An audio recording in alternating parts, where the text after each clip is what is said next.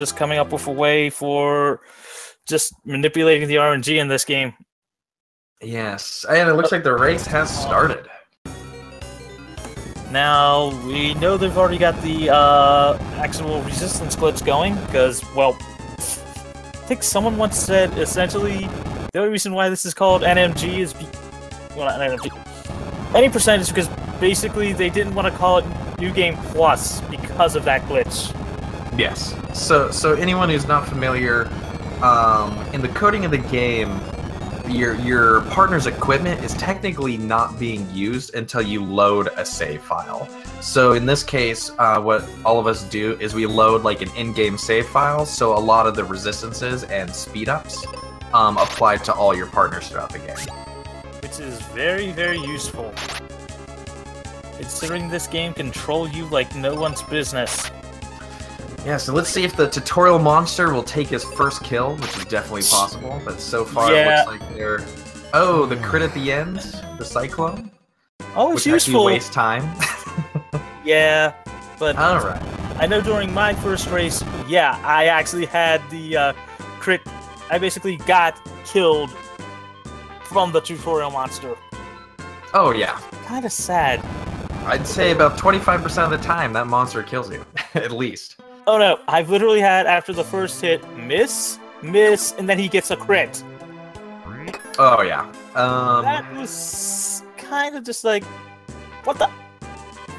Yeah, now... this game is pretty harsh on that first tutorial monster. I don't know how many... I'm trying to think, is there any other RPG where the first monster you fight has, like, a good chance of killing you? So, I don't think so. Let's see. Considering this game was meant for beginners, really can't think of that one. I mean, I could see maybe something like, maybe Final Fantasy 1, but it would depend on what the monster was, and if or not you actually went and bought equipment. Alright, well, Cyclone, yeah, going with the change window color strats. That's why he's got a 205. And also going for the actual numbers strats instead of going for the percentage. Yeah, so Marshy, there's a few runners who do that. I know some DDR noob, he likes to use the bars. I personally like the numbers. It's I'm sure you can learn it either way, you know, save a few seconds, but... Yeah, I mean, I don't know. Probably not even a few seconds.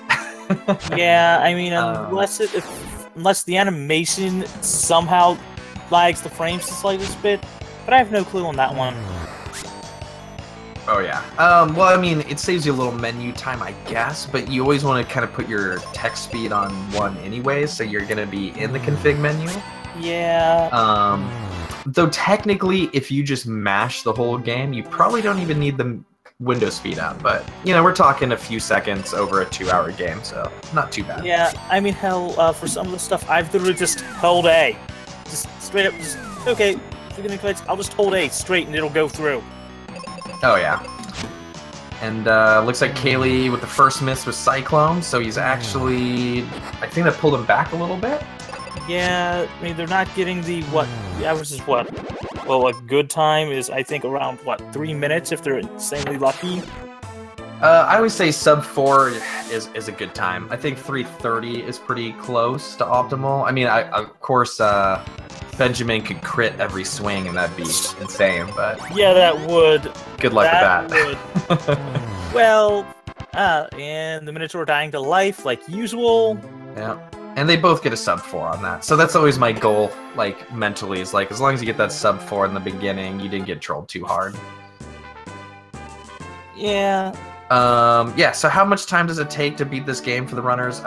Each one has a 205 and a 2fit16 PB. But in this game, it can literally troll you to the point of losing 30 minutes if it wants to, so... Or more, depending on that one. I mean, yeah. I mean, it could technically just troll you endlessly. I mean, it's definitely possible. I know during my first race, I legitimately was on pace to actually do a halfway decent time. Even being a new runner, it's just like, so, hey, let's troll you for the last dungeon and a half. Mm-hmm. And that cost me close to, what, 45 minutes? Oh, yeah. I mean, I think I would have had a 205 PB at some point, but Zuh decided to Doom Dance me probably 8 or 9 times at the very end, which, you know, that's just what happens. You know, there's nothing you can do about it. You just smile and say, "Can I please have another?" Very true. Then again, it's better than the, okay, your partner gets stoned, and then immediately 1 second later, you get petrified as well. Yeah. I mean, if he's gonna kill you, he should just kill you off the bat. At least he's, you know... Yeah. The worst is when you're like 2 hits from killing a boss, and then it's like, and I'm gonna start landing Doom Dance and Petrify. It's like, no! And each of them opting for the different worm. Interesting. I believe that saves absolutely 0 time, but it's fun to see a difference, for sure. Yeah. I mean, it's optional. Ooh, and the 3 skeletons. Yeah, so on these runs in the first dungeon, we do not fight the triple mob pack. Oh man, he's getting unlucky too about it. It just takes time, and generally you hope. Oh, that's 4 straight. It's Cyclone's up to 2. Yeah, when you get your seeds, it doesn't matter because you need to dupe a couple seeds. But oh, and Trista misses, so that's going to be a 2-round fight either way. Yeah. Marshy's enjoying some wonderful RNG. It's worse than that. I mean, we've all had those times where it's just battle after battle after battle. It's just, yeah, you're screwed. You're basically just screwed. You're just like, okay, can I either run away or can I actually just manage to kill this enemy? And the game will say, no. Die. Yeah, just we're die. kind of at the whim. I mean, technically, if it wasn't a speed run, a lot of the RNG gets taken away, but because we skip a lot of things, like the life spell, especially because that's in Fireberg. We don't do Fireberg in this category. It would just take too much time. So a lot of the RNG that we have to deal with is because we're trying to hit that sub 2-hour mark. Yeah, and even then, it's like, I mean, a perfect run of this game, you would literally have to crit every time, or actually no, once you're using the bots, you can't even crit then. Why does Marshy use life bar instead of number? There's a few runners that use it. I don't know if it's a preference thing or they want to save that 2 seconds, but I'm thinking anybody that actually grew up with the game probably likes it just for the throwback. Maybe. Yeah, I mean, when I was a kid, I still use the numbers myself, but it's fun. There's not too many RPGs where you get to use the bars, so maybe it's just for the nostalgia and because it's unique. Yeah, and both of the runners now have their seeds. Yeah. So here's a Marshy's question. still missing. No, Marshy still needs to get a seed. He's been getting wrecked with really bad RNG right now, especially from Tristan. I think Tristan's missed like 80% of his shots. Ouch! Ouch! Pretty close. And another triple mob, but he can dupe a seed this time around, which you'll see. Yeah. Basically, the duping seed, if you don't know, you put your partner on manual, and then you tell Benjamin to use a seed, and then retreat from the fight. And for some reason, it doesn't use the seed, but it thinks it was like you used it, so it gives it back to you. So essentially, you gain 1 seed. Yeah. Which would actually be good if you could actually sell it, but money's useless in the game. Yeah, money is very useless, except for buying that 19 potions, which we'll see later on. That's probably the only thing you'll ever use money for. Well, that, and also if you're playing 100% to actually get the few items that actually are required to be bought. Oh yeah. So yes, seeds, they refill all your magic in the game. And unlike some games, a lot use like magic points. This one has like a per cast, so you'll get like 6 casts of light spells or 6 casts of wizard spells. It's sort of like Final Fantasy 1, 2, and 3. Yeah. Where you'd have no MP, but you literally just have a bunch of just points for it. Which is kind of good, I guess, you know. Yeah, and back in the day, you still probably wouldn't buy anything from the stores because in this game, all the chests reset as soon as you leave the area. So I remember when I was a kid, like, I would just leave town and come back and re-loot all the chests, and you get like 99 cure potions and all that if you wanted to. Yeah. Ooh, it looks like Cyclone's having a little bit of trouble. It looks like even with that trouble, he's allowed. Okay. Yeah, he got the light off. Yeah. Flamerus is one of the trolliest early bosses because, especially if he decides to earthquake every single round, it's really hard. Tristan misses, yeah. Yeah. I mean, that's the thing. The only good thing about Tristan is essentially his resists later in the game. There we go. Yeah. And luckily he gets a crit off, so he makes up a little bit of his RNG. Oh, and Cyclone's going for it. He's not going to life Benjamin, so... Yeah, I know. And now he's taking a huge risk with that one. I know, I'm a fan for it. You know, if it's like, if you want to do YOLO strats, go ahead. And Marshe picked up the lead. So, yeah, as you can see, even though he was completely trolled by every single monster in the game, Flamerus can lose you several minutes, as you can see from Cyclone. Yeah. So Marshe takes about a 30-second lead, I'd say. Yeah, and it's the type of game that's just like, it's so easy to learn. Probably not 30 seconds. But... Yeah, though the game is so easy to learn. I was surprised that just like, when I think I'm up to like 6 total playthroughs, not counting when I played it as a kid, you know, and the obligatory a few years back, oh, I remember this game. And let's save state the entire way through the game and just beat it like that because I wanted to see the ending. Oh, yeah. And I've learned the game. It's that easy to learn.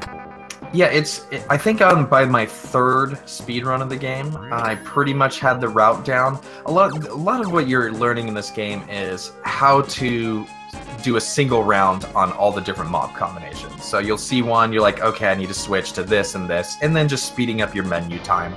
But outside that, between menuing and just knowledge of your fights, it's pretty much, will the game give me a good time or not? Yeah, I mean, I've literally had the guide up, I guess, just during my first few playthroughs. It's like, hell, I even had it up during my race, and I still did an okay time. Mind you, a floor 6 does help, but then again, it also doesn't help when you basically get trolled.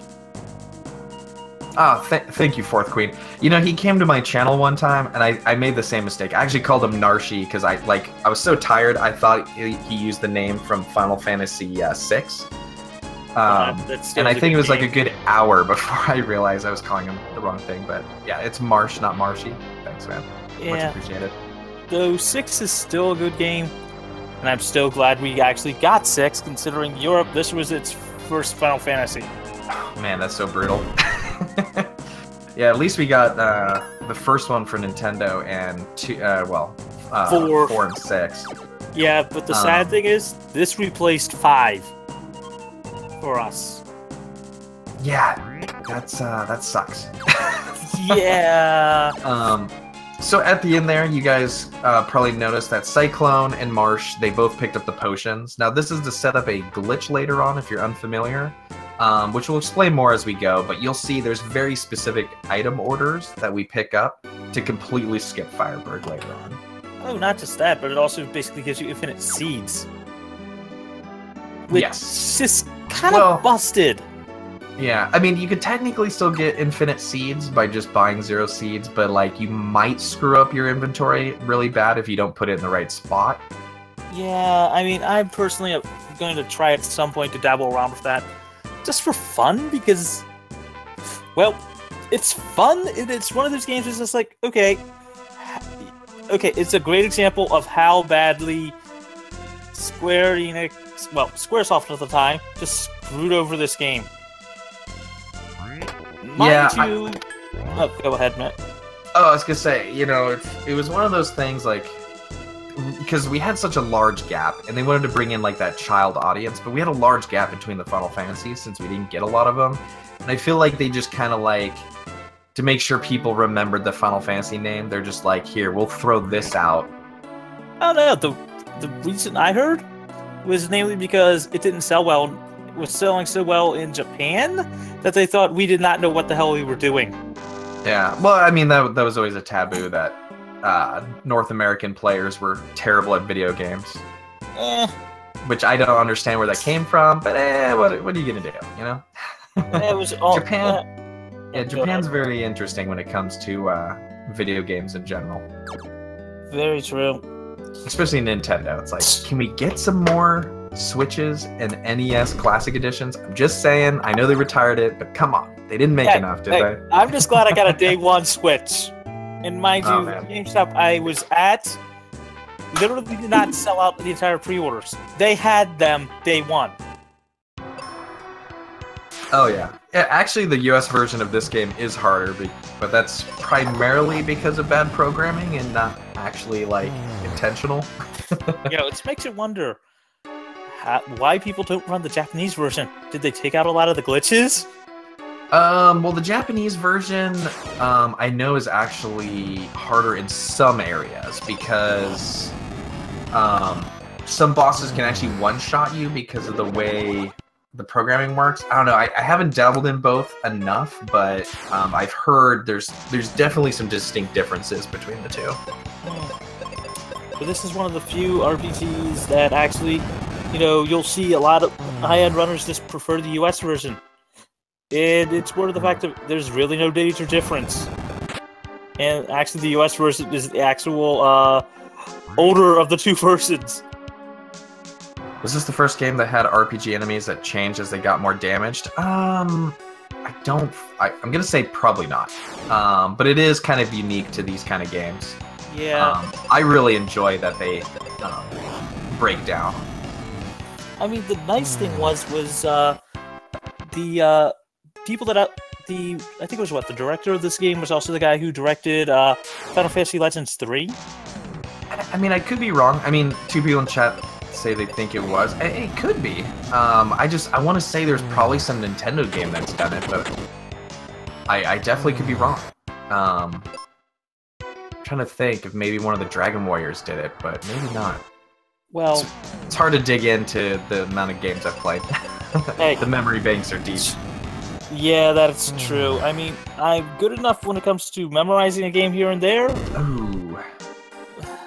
Marsh forgot to go to manual with Phoebe. It happens. It does happen, though. And he's burning up a few more fires.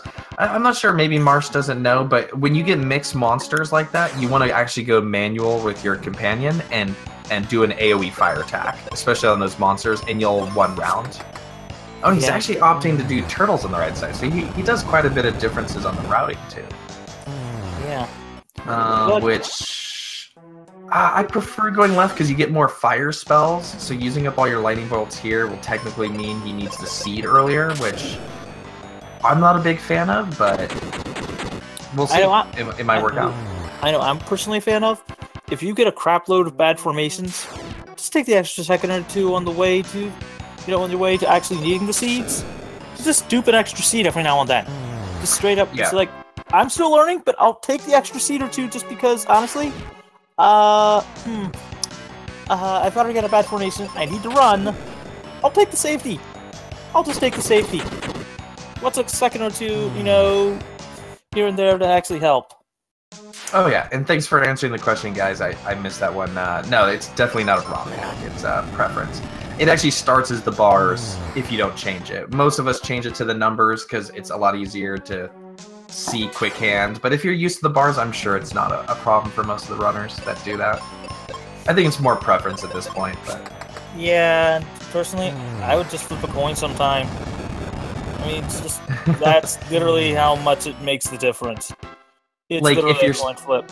Yeah, if you're superstitious, maybe you'll think you'll get more floor 6s later on, but it definitely doesn't affect it. No.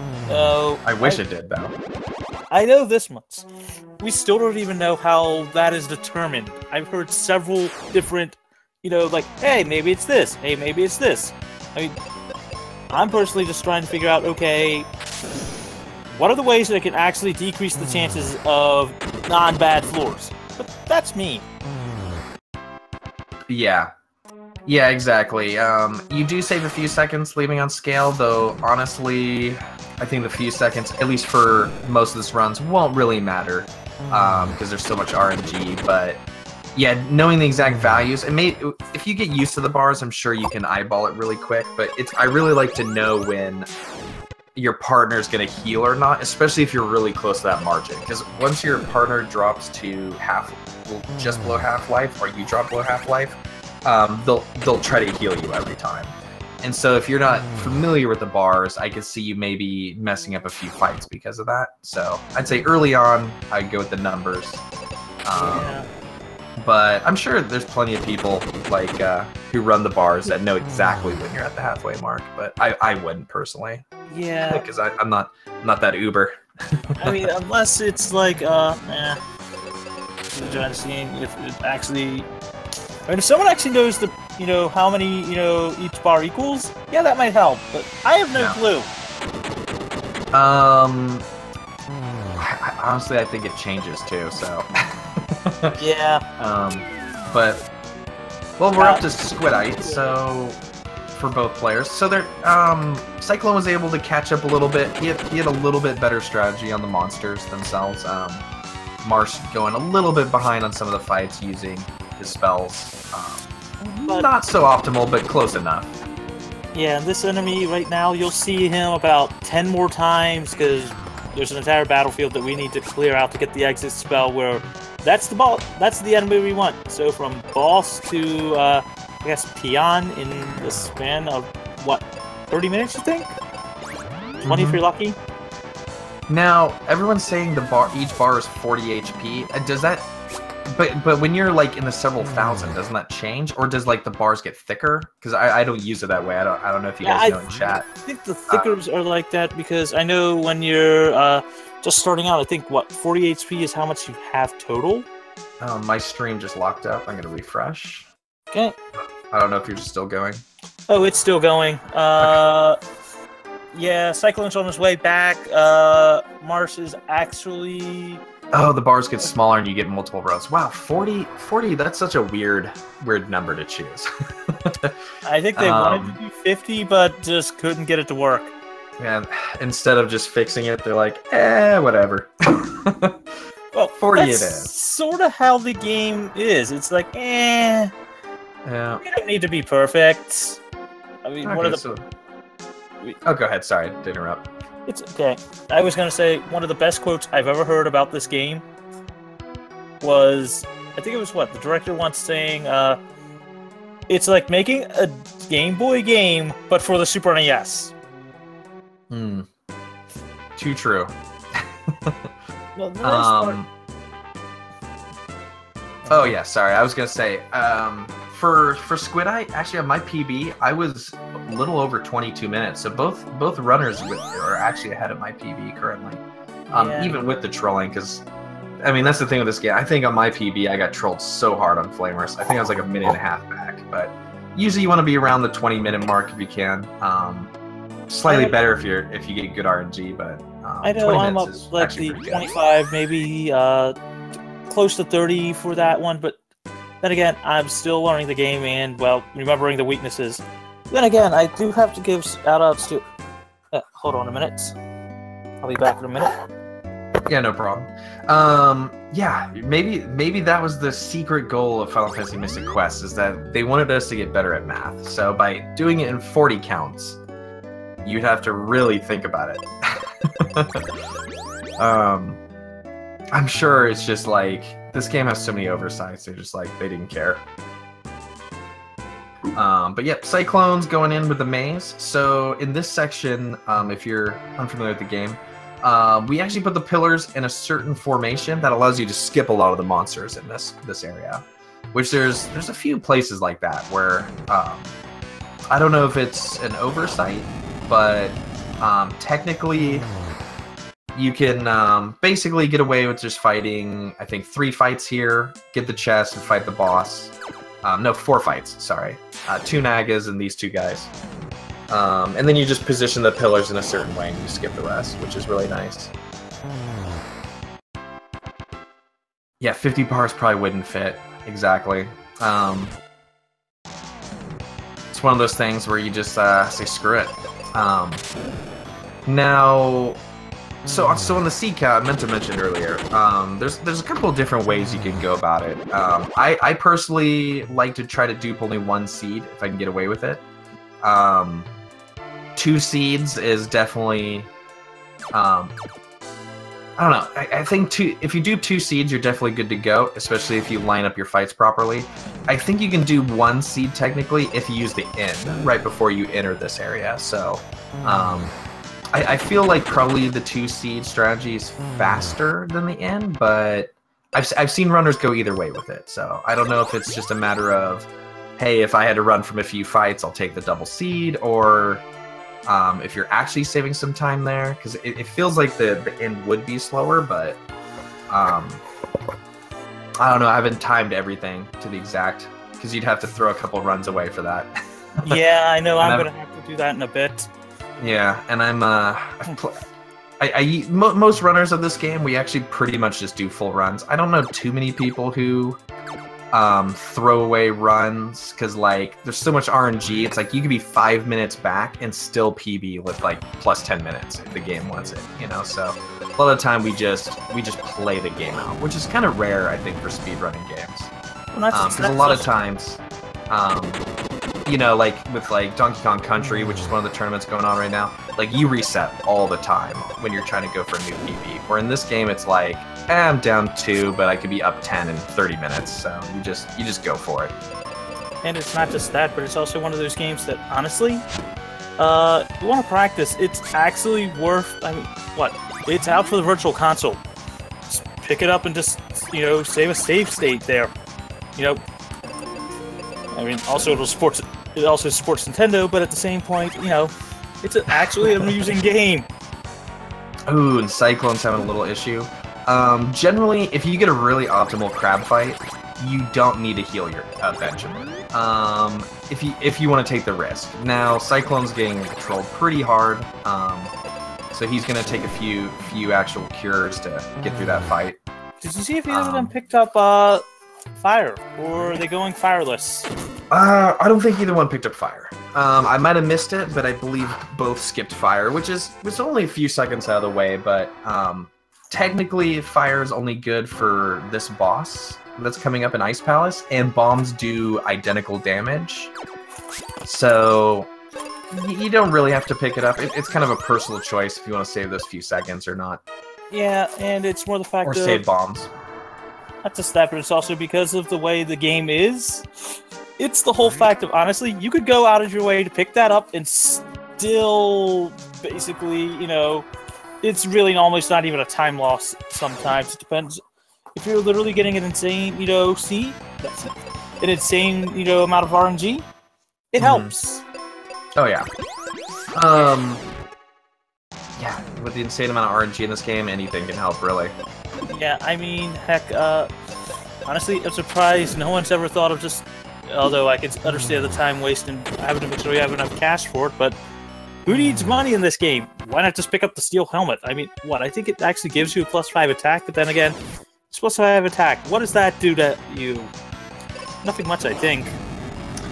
I don't know. I want to say maybe it affects bombs, because it's very rare to use axe and sword in this game, unless you're doing a casual playthrough, of course. Like, you know, Benjamin will actually be a lot higher level, and you can probably get away with more Excalibur swings in a few areas. But yeah, for the most part, you're pretty much spamming spells throughout the entire game and bombs. Well, I know if I'm very low on bombs, I will pull out, you know, whatever the highest weapon I've got, and it's usually the sword by this point in the game, because it'll actually deal, you know, fairly decent damage, even though it's a single target, you know, weapon. Yeah, the Knight Sword, especially when you pick it up, it'll actually one-shot the Nagas, so you can save a little bit on your bombs. This is one of the few parts in the game where you want to manage your bombs to a certain degree, because you'll want about 8 to 10 for this boss, and then you'll need 10 for the exit battlefield, which you can technically pick up those 10 before you leave Ice Palace. And then maybe another 30 or so for the rest of the game. So I know on my first few runs, I had issues with the bombs, but after a couple runs, you kind of get used to the fights, and you really never run out of bombs. There's always an opportunity to pick up a few more bombs. Yeah, especially walking through Focus Tower so many times. You literally walk by a chest that's, what, 3 steps away to get 10 bombs? Yeah. And yeah, so Farrell brings up a good point. So each item in the game has kind of like a set kind of statistic for you. So like the sword increases your speed, I believe, by +5. Sometimes you actually don't want to have that equipped for certain fights, especially if you need to go last, like when you're against Pazuzu and stuff like that. The claw actually increases your spell damage. And yes, I do believe the bombs are static. So a lot of time we use the bombs just strictly for mob killing, but on this boss coming up, you will see that we use it for harming the boss. It does about 400 damage, which is about the same as fire. So that's why it's like, it's kind of one of those things where you could pick up fire and maybe save yourself seeding, but I feel like using a seed is probably quicker, so I'd probably just opt for the seed. Yeah, I mean, also, especially if you want to play safe, you know, or at least a little safe, because this game, we're not joking when we say this, you know, the RNG is actually brutal sometimes.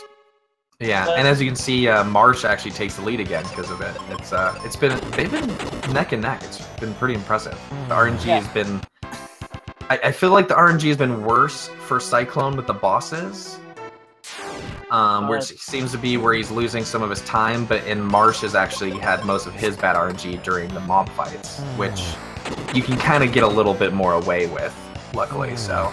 Which is actually a bit better, I think, you know, because what would you rather have? The time where you keep dying to a boss, or the ability to actually possibly run away? Yeah. Yeah, there's only a few that are really bad, like the centaurs in the last place that they were at. What is it? The Wintry Cave. Those centaurs technically are supposed to go after you bomb, but sometimes they go before and confuse you, and those fights can really lose some time. Most of the time your bombs will go off, but, you know, RNG, the video game, will say otherwise on some of your runs.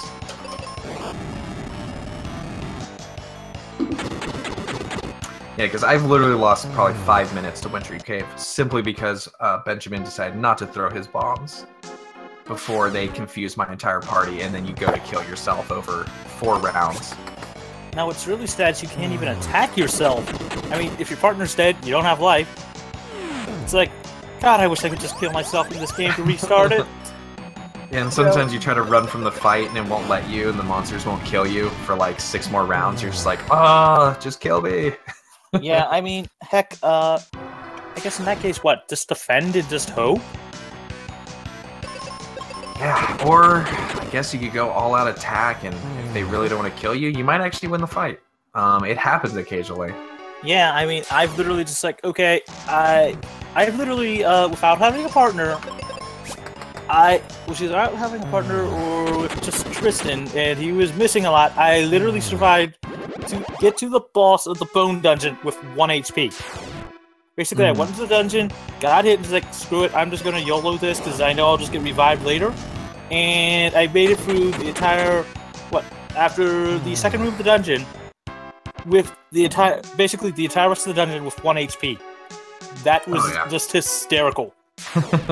It's just like, yeah, okay, if I die, you know, it's just like, if I die, I'm gonna, you know, get revived. It's just like, just kept, you know, oh, hey, because I had, you know, Tristan on manual, so I just didn't care. It's like, I'll just keep YOLOing, and hey, I did it. And it looks like actually they are now neck and neck thanks to a little bit of trolling from that. They're about 2 seconds apart, maybe 3. So we're right back on cue. So now it's probably gonna come down to Ice Golem, who is infamous for rolling out crits and one-shotting people. So we'll see how that goes. And they actually have the exact same bomb count. That's very interesting. So they are really neck and neck on these fights. That's true. Though I do have to say, this game is definitely worth, you know, the pick up and play, you know. I mean, it's not the best, you know, game to learn to try to get into RPG, you know, speedrunning, but just for a casual, oh, hey, I want to beat this game. The average is supposed to be 10 hours. If you're willing to actually not care most of the time, yeah, you can beat it in under 4. Oh, yeah. And once again, yeah, Marsh is getting the better mob pack, so he's actually taking a slight lead again, which is interesting. His RNG is improved. Maybe he's doing some frame manipulation, right? Yeah. Mind you, if only. Yeah, I know. I'm trying to learn. I'm trying to figure out a few of that, but that's because, well, I kind of want to know if some of it would actually help me. You know, because you're a runner. Having to actually go against, you know, more, you know, talented runners than myself right now, I kind of want everything I could do to actually maybe stand a shot. Oh yeah. But the way the game is, and it looks like, man, it looks like so they picked up their last item for the glitch. So basically, what you want in your inventory is you're gonna want seeds in the first slot, potions in the second, and then refreshers and then heal potions. I don't think the last two really matter. It just happens to be the order we pick them up in due to this wanting to optimize your speed. But yeah, once you get to Fireberg, they'll complete the full glitch so they can skip it all, and we'll kind of talk about that when we get there. But currently, their inventories are completely set up for that glitch at this point.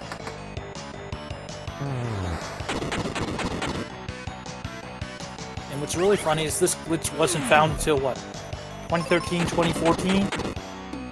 I'm actually extremely new to the game thanks to this tournament, so I'm not sure. The chat might know more, but I just started running this game about 4 weeks ago, maybe less.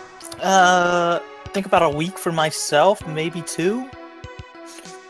Even so, it's literally that easy to pick up and play. I mean, if anybody's interested,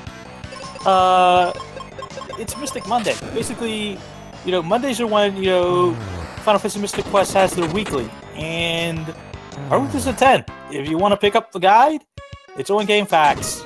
12 megas. Just Great, take a few minutes, put it there, and you can essentially just, hop in and try running the game. You should take, what, 4 hours? Maybe 5? And, hey, enjoy it. Actually have some friendly competition. And I know, if you got a question or anything like that, you can actually ask in chat, during the race. Most of the runners are more than willing to give you some advice. Oh yeah, anyone who wants to pick up the game, everyone who runs this game is extremely nice. I mean, the speedrunning community is great in general, but on my first run I did the game, I raced against Stone TDR Noob and Silverfire, and they pretty much held my hand through the run, and any of us are willing to do that. So if you're ever thinking of playing the game, yeah, just hit up the Discord, and every Monday we just kind of try to get people together, and even if you never run the game, just pop open El Magus's guide and ask questions.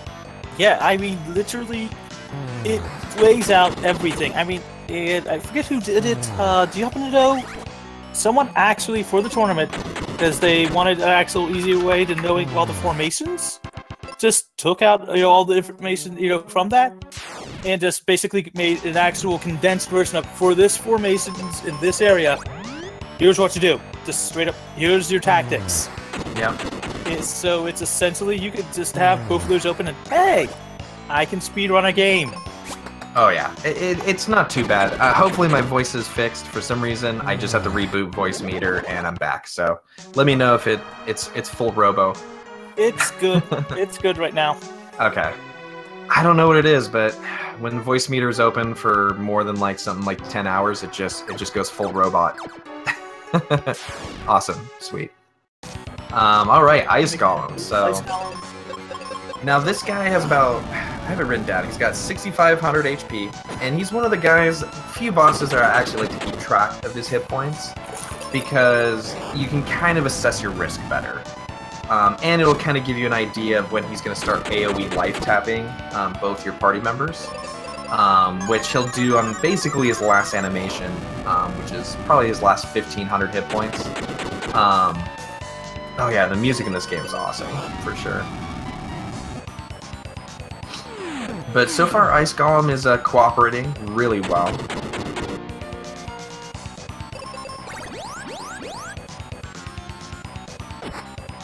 Yeah, let's enjoy some of that music. I can tell you, one of my favorite things was the fact that Square actually thought the music in this game was so good, they acknowledged it when they made Final Fantasy Theater Rhythm Curtain Call. They actually included the battle music in this game. In the actual celebration of all Final Fantasy music, rhythm game. Cyclone's taking a risk. I think he might have died. Yep. Oof, wow. I mean, that's one of those where he probably counted the hit points, knew it was maybe one more cast, and Phoebe just did not go in front of him, unfortunately. Yeah, it happens a lot, but it's the whole fact of this game is both fun and it's frustrating. I mean, what? There's an old though someone actually once said for Mario, what? It's just what? Hold right and run or something like that. In this, it's hold A and just think every now and then. Yeah, hold A and pray, right? Yeah, I mean, I've seen literally a YouTube video from a couple of years back of someone just holding A and literally playing a DS game at the same time. I think the DS game was a Fire Emblem game, so Oh my gosh. you can do that. The game is fun enough that it's just like, hey, it's fun, it's easy to learn, and it's kind of, just cool to do. Interesting. I didn't know you could actually grab bombs right there. So Marsh picked up an unorthodox bomb location. I personally like the one right before the entrance of this place, but he might be going for more bombs than I usually go for, which is totally fine. I know I'm a fan of if I'm really running low on bombs before dropping down to get the Knight Sword. There's 2 chests, to the left of you that both have bombs. Yeah, and as Silverfire said, it's probably a little less efficient. 7 steps versus 4 in the tower, so it's not too bad. We're talking 3 steps, but if you want to be completely optimal, you probably want to skip those 3 steps. What I wonder is whether or not, since I've seen people just, on the climb back up in the wintry cave, pass right by the 1 chest right there. I'm surprised no one actually just picks up the heal potions there. I mean, if refreshers and heal potions don't really matter, though I guess technically because the refreshers can't be used, in menu, whereas heal potions can. It may not be worth it, but still, you think that maybe just that extra, you're right by it, just turn, grab, and walk on, might actually be useful. Oh, you're right, Silver. As you were talking, Magius, and it's okay. Is it? Actually, I should have asked you before this. Do you go by Magius or Magius? It doesn't matter. Okay. It really doesn't matter. Okay. Yeah, I totally forgot about that. So actually, because I was saying earlier, the refreshers and heal potions probably didn't matter. They actually do matter because after Pazuzu's tower, you need to drop off the heal potions and put the heal potions, so you can put the healing potions in that slot. So actually, all the inventory has to be in that specific order. I actually forgot about that for a second, because I knew the seeds and the healing potions early on had to be in that order. But yeah, no, it has to be perfectly set for both glitches, which we'll get to. The Firebird glitch is coming up. Right now, Marsh is going for the exit spell, and on this one, you pretty much just have to run if it's the 2 mobs, the Sphinx and the Fanquid, because you're just gonna get trolled to death. So we usually retreat on those fights, and then hopefully we get just the single Fanquid, which you can blow up in a single round. Yeah, the Thunder Rock glitch, exactly. Thanks, Silverfire. I was questioning it earlier. I was like, wait a minute.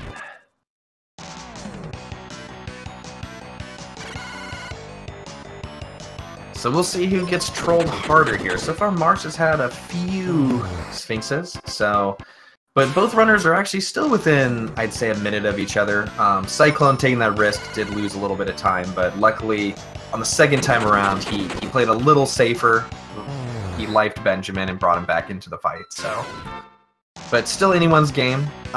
When you're this close, it's pretty much going to come down to either Ghidra or Pazuzu at this point. Because most of this is straightforward if both runners know what they're doing, which I'm sure they do with their PBs currently.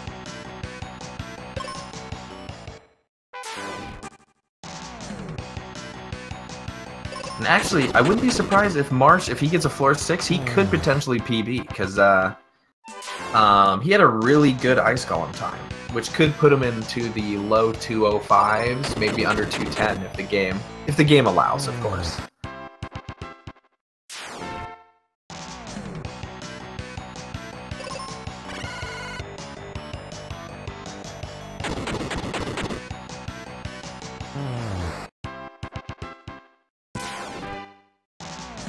Alright, well, Cyclone's been getting a really good exit battlefield so far. He's actually caught up a little bit already. I think they're within, what, 1 battlefield of each other, if I'm reading that right. So he's got 2 left, and I think Cyclone's got 3 left.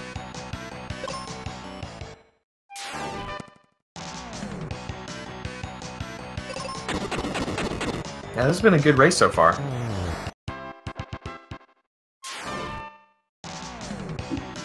Picked up some pizza just for this race. I don't know what everyone else is eating, but man, I had to get some pizza, a little energy drink. I'm good to go.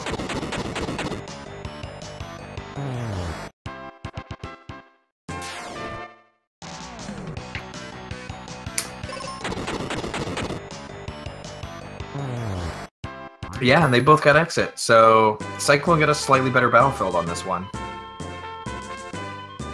So yeah, they're probably within about 15 seconds of each other, I'd say. Oh, nice Domino's. Heads up, I'm a Domino's delivery driver, so I also got some Domino's. Well, I don't know if Domino's is the best, but you know, I like to support my fellow coworkers, so.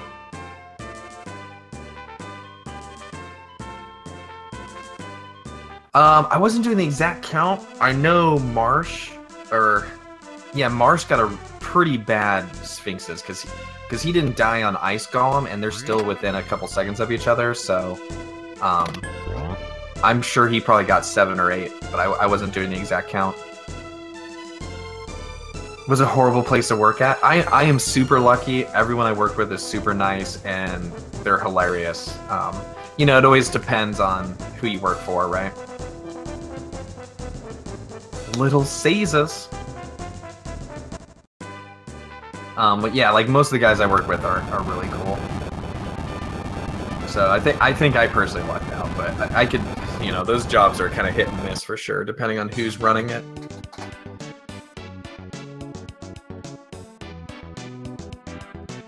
Alright, so this is the final setup. So as you can see on Cyclone's screen, he bought 0 seeds. He goes in, he uses the 0 seeds, which one of the few games where you can actually buy 0 of an item.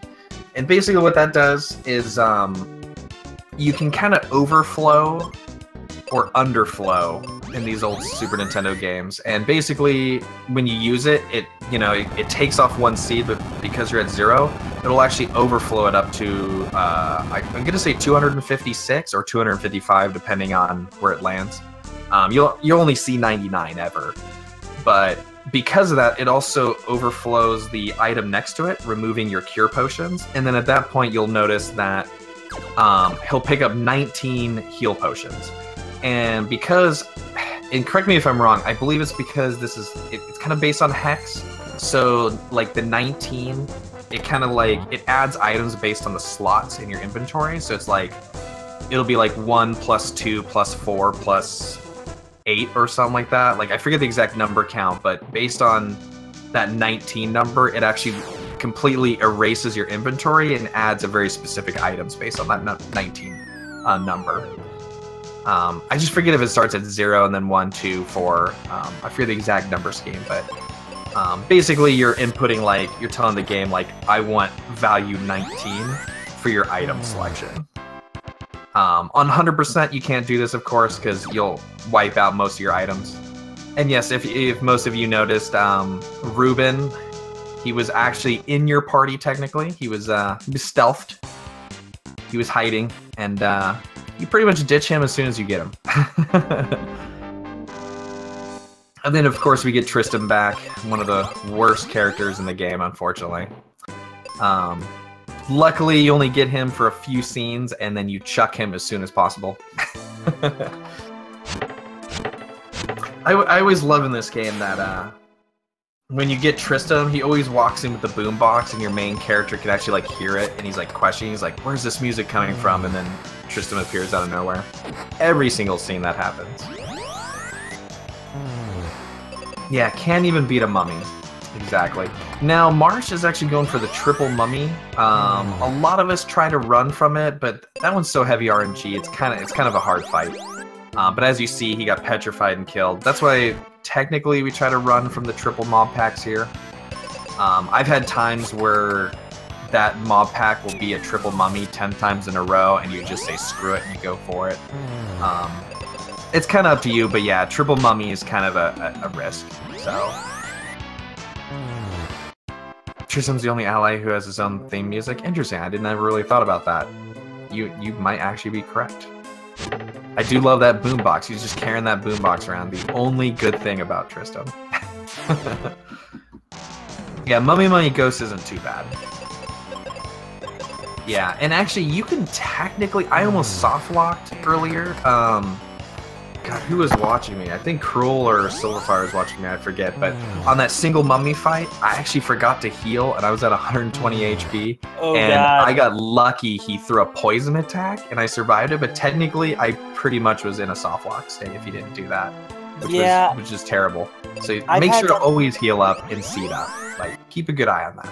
Yeah, I mean, I think I accidentally almost did that got a couple days back when running through the exit battlefield, getting locked in. There's just like two of the guys, one of the Sphinxes and the squids. It's just like I forgot to heal the, going in there. It's just like, oh crap, I can't get away. And eventually, I finally managed to get away just by literally just. I got so much good RNG that one just like, screw it. I can't get away. I'm just, they're outspeeding me. And I got lucky enough that I actually managed to kill them. Nice. I got that lucky. Yeah. Yeah, I couldn't remember. Maybe it wasn't Cruel. I said your name, man. I didn't even know you were in chat. But I couldn't remember. But I remember someone was watching me play. And I entered the solo mummy fight with Benjamin with 120 HP, which means basically I was one-shottable by everything but the poison attack. And luckily, I think the third time around, he went for the poison. Oh, and a quick explanation. What you're about to see Cyclone do is, throw to this one guy who is prisoners from the story, is helping to get to this thing to restore the water, to basically allow Captain Mac to come, back based off all that stuff off his ship, and just is like, hey, you want to help me find some stuff? It's like, sure. Hey, here's the item I took from you back at the desert, back in the Bone Dungeon, which is essentially the hook shot.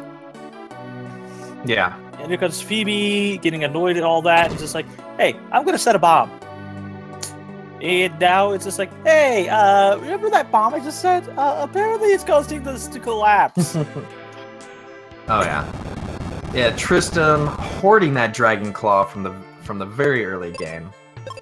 Not only is he just a terrible companion, but he steals from you too. What a champion. And yeah, this is probably the longest part of the game. For most of the speed run, you're on your track to the Ghidra fight, and it's a good 30-40 minutes for the whole sequence from the exit spell in Firebird. And I know I'd love to find a way to actually skip most of it. And well, seriously, it's one of those things. It's just, if we can, we will. It's a fun game to actually mess around with, straight up. And here's tower again. God, the other night I was messing around. I was like, wouldn't it be nice if you clipped through the wall when you pick up the arrow spell? Because you're in Doom Castle. It's like, man, if you could just get through that one layer of wall, you'd be at the end of the game, right?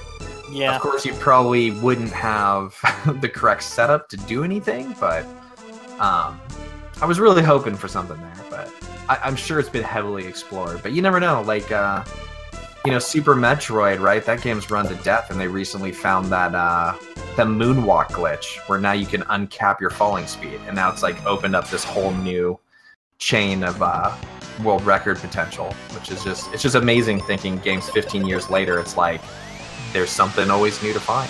I did not hear that, though. I did see during, I think it was either AGDQ this past winter or SCGQ.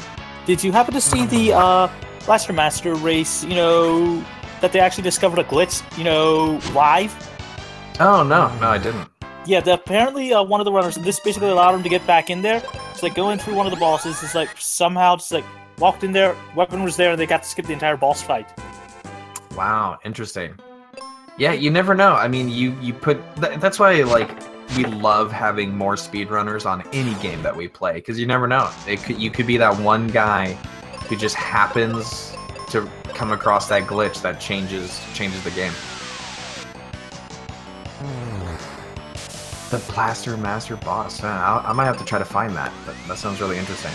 So both racers picked up the arrow spell. Which basically means all the enemies in this area, or a lot of them, are weak to wind. So, oh yeah. Surprisingly, ghosts. I mean, you'd think a ghost would be weak to fire versus wind, but apparently not. Apparently they're going on Zelda 1 logic, where they're weak to loud noises. Yeah, most undead, it's usually fire spells, but you know, they like to mix it up on this one. But yeah, for the one thing, it's essentially one of the races, so I know it's on YouTube, so you should be able to find it. Nice. Yeah, I'll have to check that out. Yeah, it's always so fascinating. Even some of the games I first started speedrunning, like Grim Dawn. You know, at some point, one of us ran across actually a YouTube video, one of my fellow racers, and found a glitch from a YouTube video, and it ended up taking like 10 minutes off the world record. You know, it's just finding simple things like that. It's just like, you know, game changing. So I'd like to hope that there's a little bit more to Final Fantasy Mystic Quest, but surprisingly, the game is actually pretty, like, as bad as it is programmed, it feels like, and the RNG, like, trying to break it is actually extremely difficult. Yeah, it's compared like to a lot of games.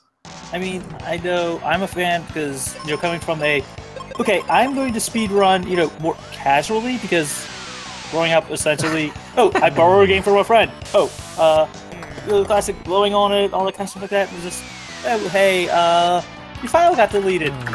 I'm having to bust my ass off to get back to where they were, so I wouldn't, you know, especially because I'm loading a game after them. I kind of don't want to have that return to the same condition. Oh, yeah. Nah, I definitely like that. They're probably weak to wind since it makes it hard to hold on to their sheets. Well played, sir. Right now they're in the Deku tree, which... Well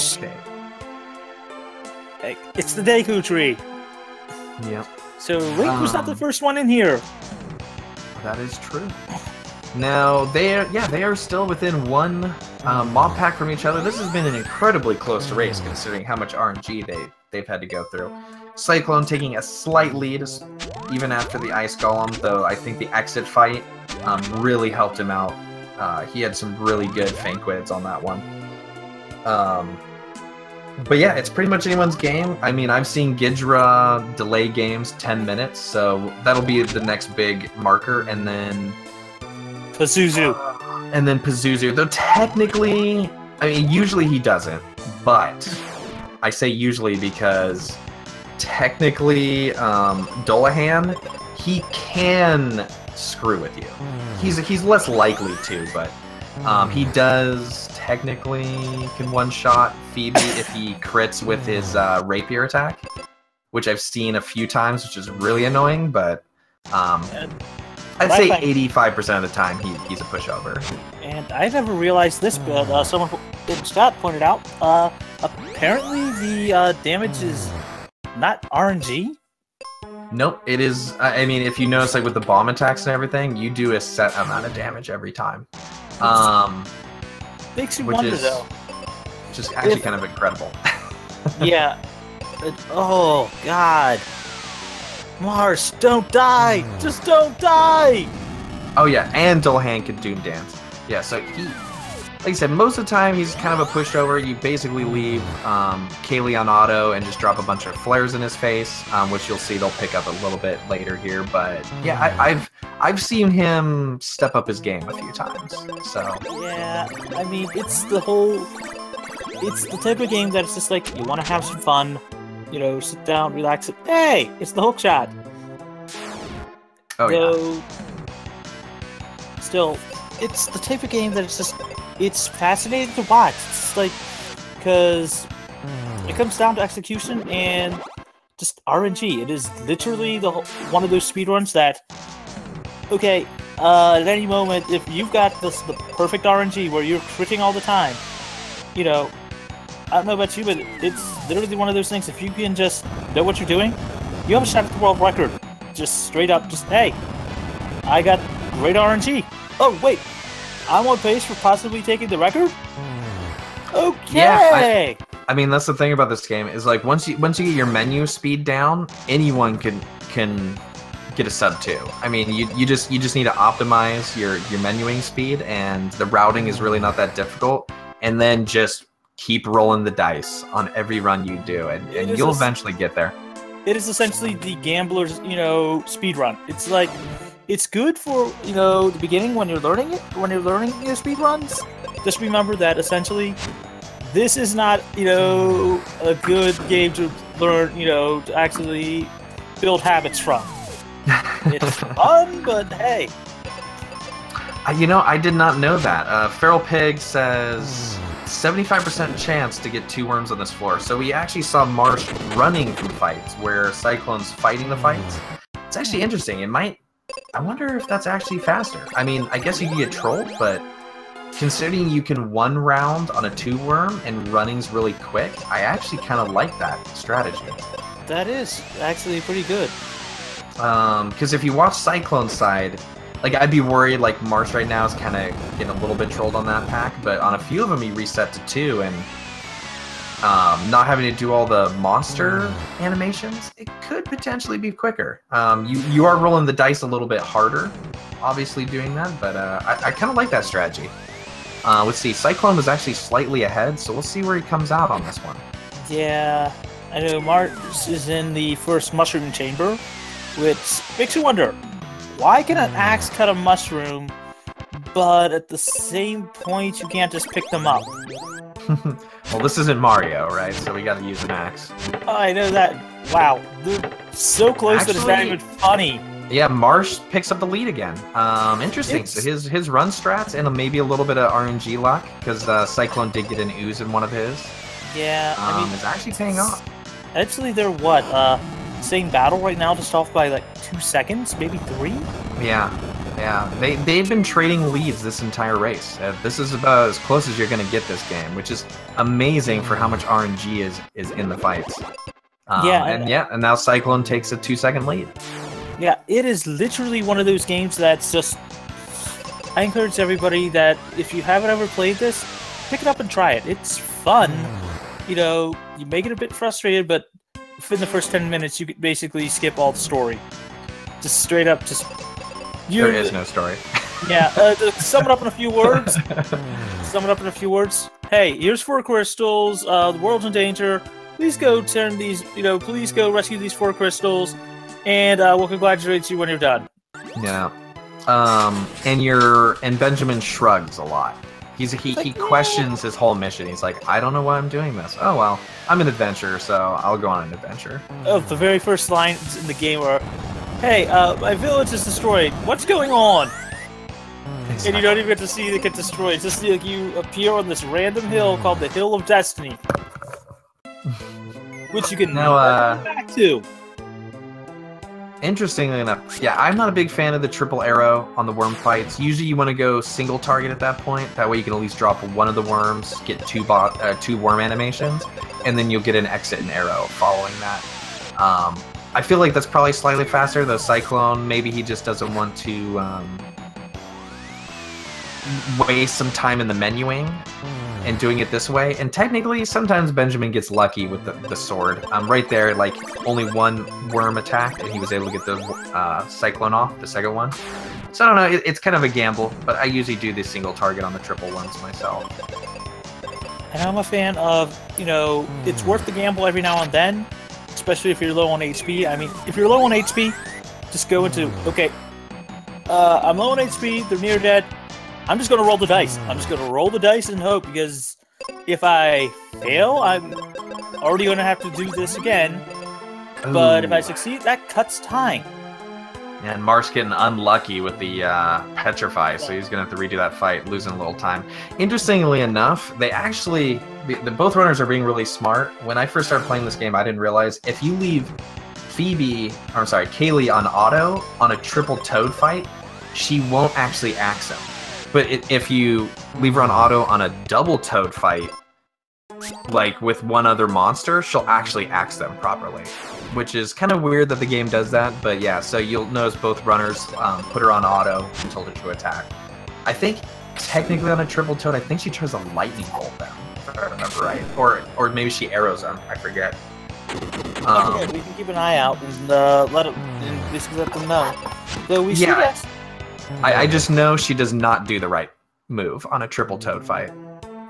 Yeah, that's the thing. The partner characters are essentially they're not holding Benjamin back. Benjamin is holding them back. I mean, if all four of the partner characters, excluding Tristan, well, maybe Tristan just for the whole, yeah, I can dodge attacks and heal, got together, they basically could just beat the game and, well, beat everything in the game in 30 minutes, you think?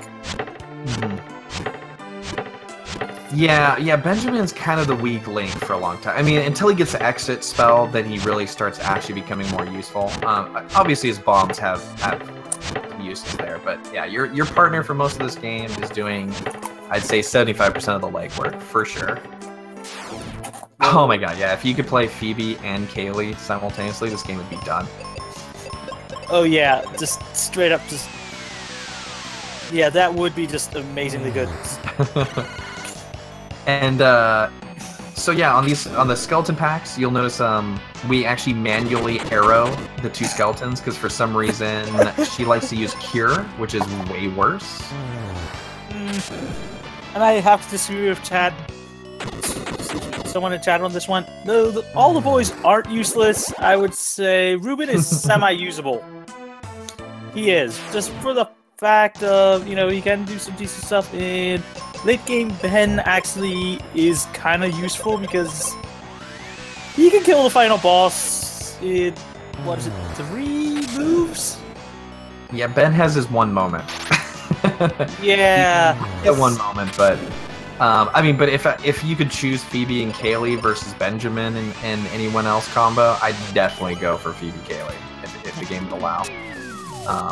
Oh, and actually Cyclone casting magic on the ooze by accident. I've done that several times. Very easy to accidentally menu that too quick.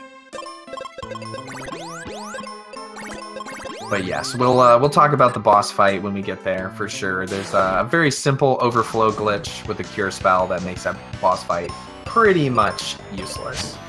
Now, what's really nice is to see those that'll actually sit through and play the boss fight as it is intended. I know the first time I ever got to that boss fight, I did not know that you could use cure on him. So I just save state after every few rounds. It's like, okay, I'm near dead. Save state, reload. It took me like 30 minutes, but I did it because I really didn't farm everything. But yeah, and technically you can't do... You can only do the cure overflow when you're level 21, 22, and 23, and partly on 24. But when you play this casually as a kid, like if you cleared all the battlefields, you can't do any of that overflow because you're usually around level 40. If you play the game as intended, quote unquote, right? So it's interesting that like by speedrunning the game, it actually opens up these new glitches that you would normally never encounter if you played it casually.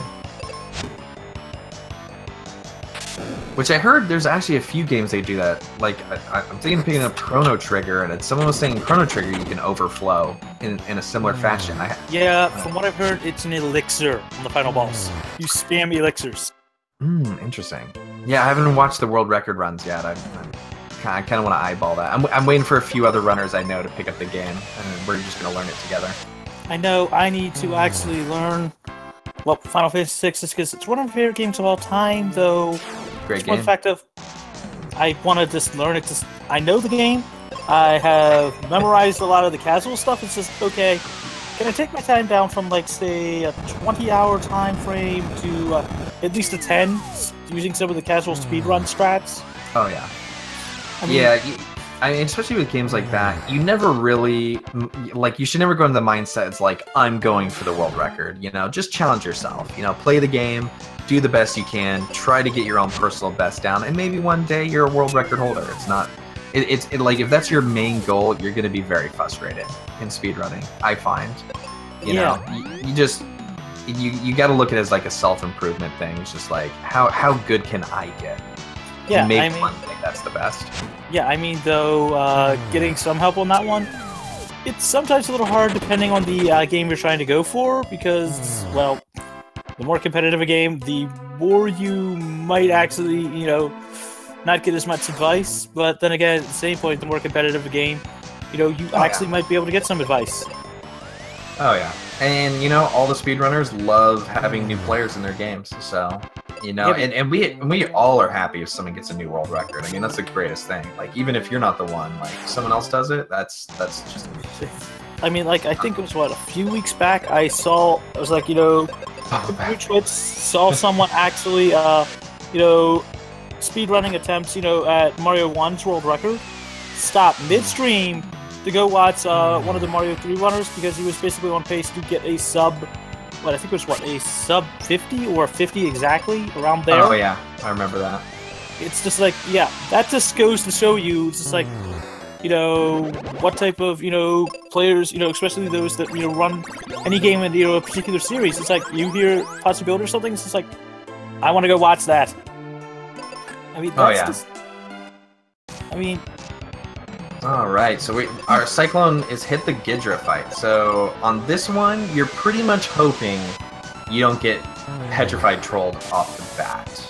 Which, there's one, and, well, no, that was a confuse. Okay, so Cyclone made it through the first trolling stage, which is good. Now you're basically just hoping Kaylee doesn't get petrified for the rest of the fight, and you're pretty much good to go.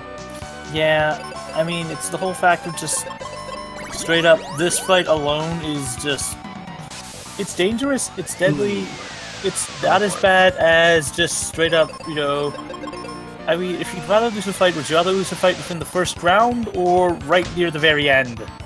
Oh yeah, that's the worst, is like when you get that Kaylee gets petrified and he's like 3 or 4 arrows from death, and you know Benjamin's not gonna make it. Or no, it's worse when it's just, you know, it's one. That last hit. And Benjamin never goes before bosses. It's so rare because he's so underleveled. That is so true. But then again, they're dealing a decent amount of damage. Yeah, and Ghidra is on his last animation. Cyclone should be good. I mean, it would have to be really bad at this point. And it looks like Ghidra pretty much laid it down for him. Yeah. That should be the kill, I believe. That arrow. Yep. So that was actually an amazing time. Like my goal is always 115, sub 115 for Ghidra. I think my PB is a 114, so Cyclone's actually in a really good pace right now. Yeah, if you read the actual trees that are back there, they do actually say something. It's what? It's supposed to be Go On Kid, but essentially it looks like Goon Kid. Oh yeah. The Goon Kids. Yeah. Ooh, yeah, and Marsh, unfortunately getting unlucky, taking a death on Ghidra. Ghidra is definitely the first boss that can really test your patience on the RNG. I'd say it's the first gatekeeper out of, what, 3 of them, I think? Yeah, I mean, the other ones can technically troll you, but not as bad as Ghidra. Ghidra's definitely the first that can really set your time down. And here we see Cyclone chopping down some more shrooms to go get the meteor spell. Which, oddly enough, in a Final Fantasy, it's not the actual strongest spell in the game. In this one, it's Flare. That is true. Silverfire, you were right. The first gatekeeper is Behemoth. He can technically kill you many a times. Yes. Yes. But the Ghidra fight, you know, if you're wondering why you don't have, why the clouds are gone, well, skipping the 3rd crystal kind of does that. Yeah, so by skipping Firebird with the glitch, we will be in a permanent cloud state for the rest of the game, which, luckily in this game, you don't actually move on the world map per se, so it's not a big deal. And what's even funnier is that you'll still see that during the ending credits. Oh yeah. And actually, won't Ruben be in the wrong spot, or Tristan will be in the wrong spot too? Yes, Tristan, from what I've heard. And here you'll see Cyclone picking up the Mega Grenades, there's only apparently one person in the world that can use them, and apparently just asking him, oh, how do you use them? Well, just throw them. Just throw. Pull the pin and throw them. Exactly. Which is kind of funny because it's like you have bombs. It's like, shouldn't you be able to throw them too? Yeah, you know, it's maybe they're too heavy. You know, this is a lightweight bomb. Yeah. And now you'll see Marsh going to collect his meteor spell, which it's meteor. And you see Cyclone on Mount Gales, which, oddly enough, it's literally one of the only mountains you'll actually get to see us, on in this entire game. Oh yeah. And I think there's only, 4 or 5 fights before the boss, so it's a very quick section. And again, Dullahan usually is not too bad. I mean, occasionally he'll do a little bit of trolling, but Dullahan's usually the least of my concerns out of the last few bosses. But we'll see. We'll see what the RNG gods tell us this time around. That's true. And Marsh picking up his meteor or flare, meteor. Yeah, meteor. Sorry. Wow. If my they brain. keep this pace up and they actually have a good RNG, they're on pace to possibly get a sub too.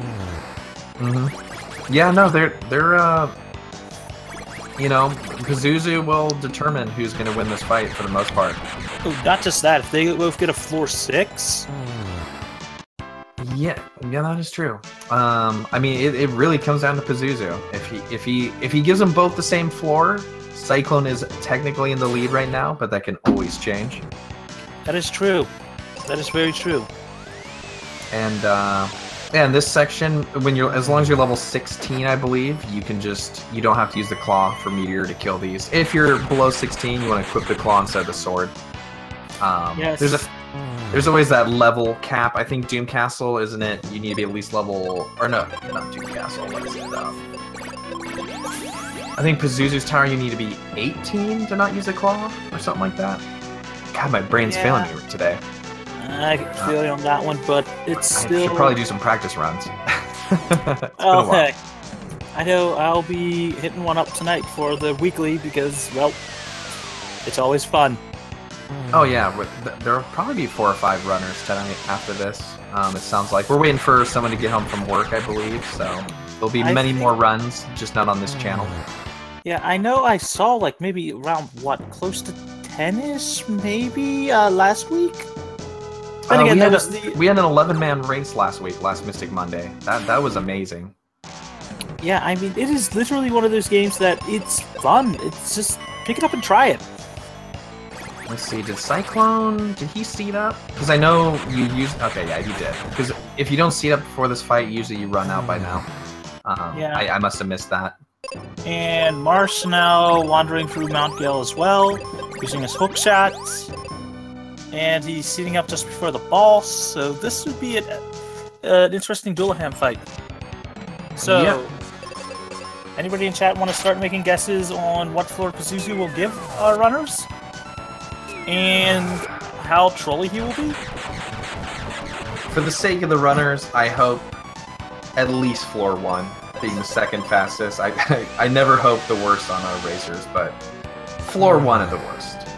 Yeah, I'm a fan of floor 6. I think we all are. Then again, that's one of the reasons why I'm trying to see about, whether or not actually talking to him on any other floors might actually help with that.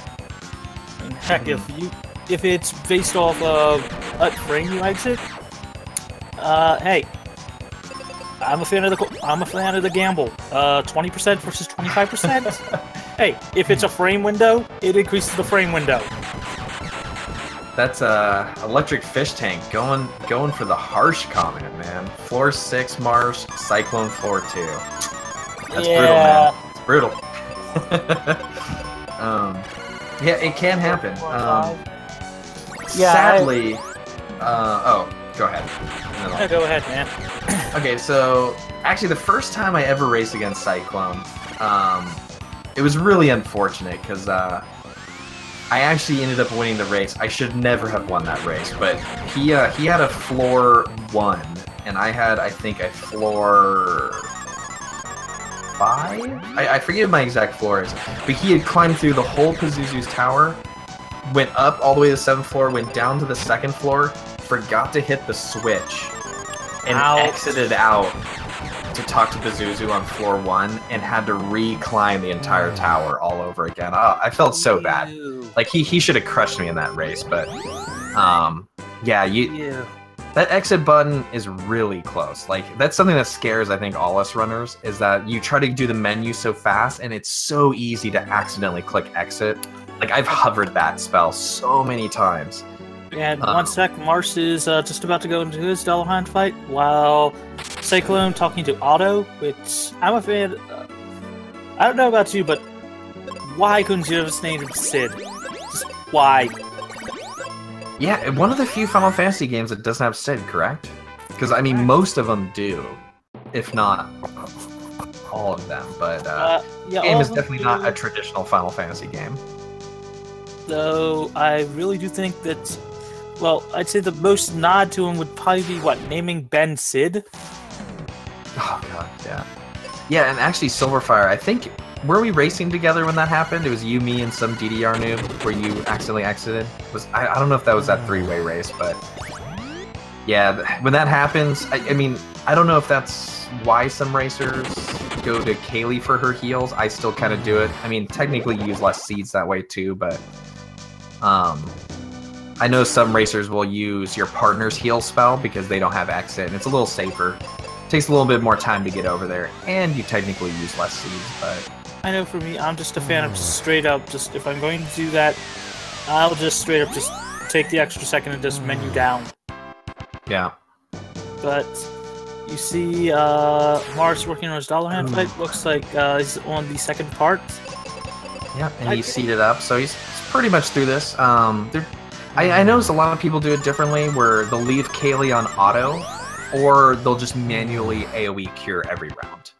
Yeah, I know I will annually do that because, honestly, sometimes I will get the partner with the, oh dear God, you're supposed to be smart. Oh wait, are you having a, it's like, are you literally having a brain fart? Because you're attacking when you shouldn't be attacking, and you're healing when you really don't need to heal. It's like you're healing me when you're basically near dead. Heal yourself!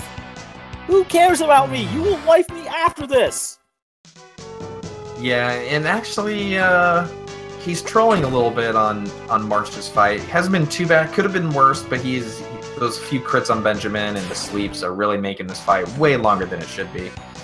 He should be able to clean it up at this point, but you never know. That's true. You know that he's he can be a pain. That's for sure. Yes, he can, but he's in the last phase now, and at least he hasn't died to him, so... And if you're wondering why Cyclone is having to use the bombs on those giant eyeball things... I forget what they're called, but... I think beholders at this point. Yeah, they are beholders. Oh god, the Sphinxes. The nice thing is that you can straight up just life them, and they will die to life. Interesting. So, usually on these, you want to do exit in life. He accidentally left Kaylee, I think, on manual. I don't think that was intentional. Which is pretty easy to forget, to be honest, when you're switching between manual and auto throughout the entire game. Yes, I mean, if you want to actually have the, cut to losses and just do that, just straight up, leave it on manual, but just keep a note on it. Yeah, and I've had her cast Arrow on auto against the Beholders. It's rare, but I think it's on the triple packs, like we were talking earlier. Because it technically tries to AoE triple packs of the same monster type, you can get screwed on her on auto. So, I don't know. Like, I always feel like maybe manual's the safer route, but again, for the menuing speed and trying to get the fastest time, you want to try to auto as much as you can in this game.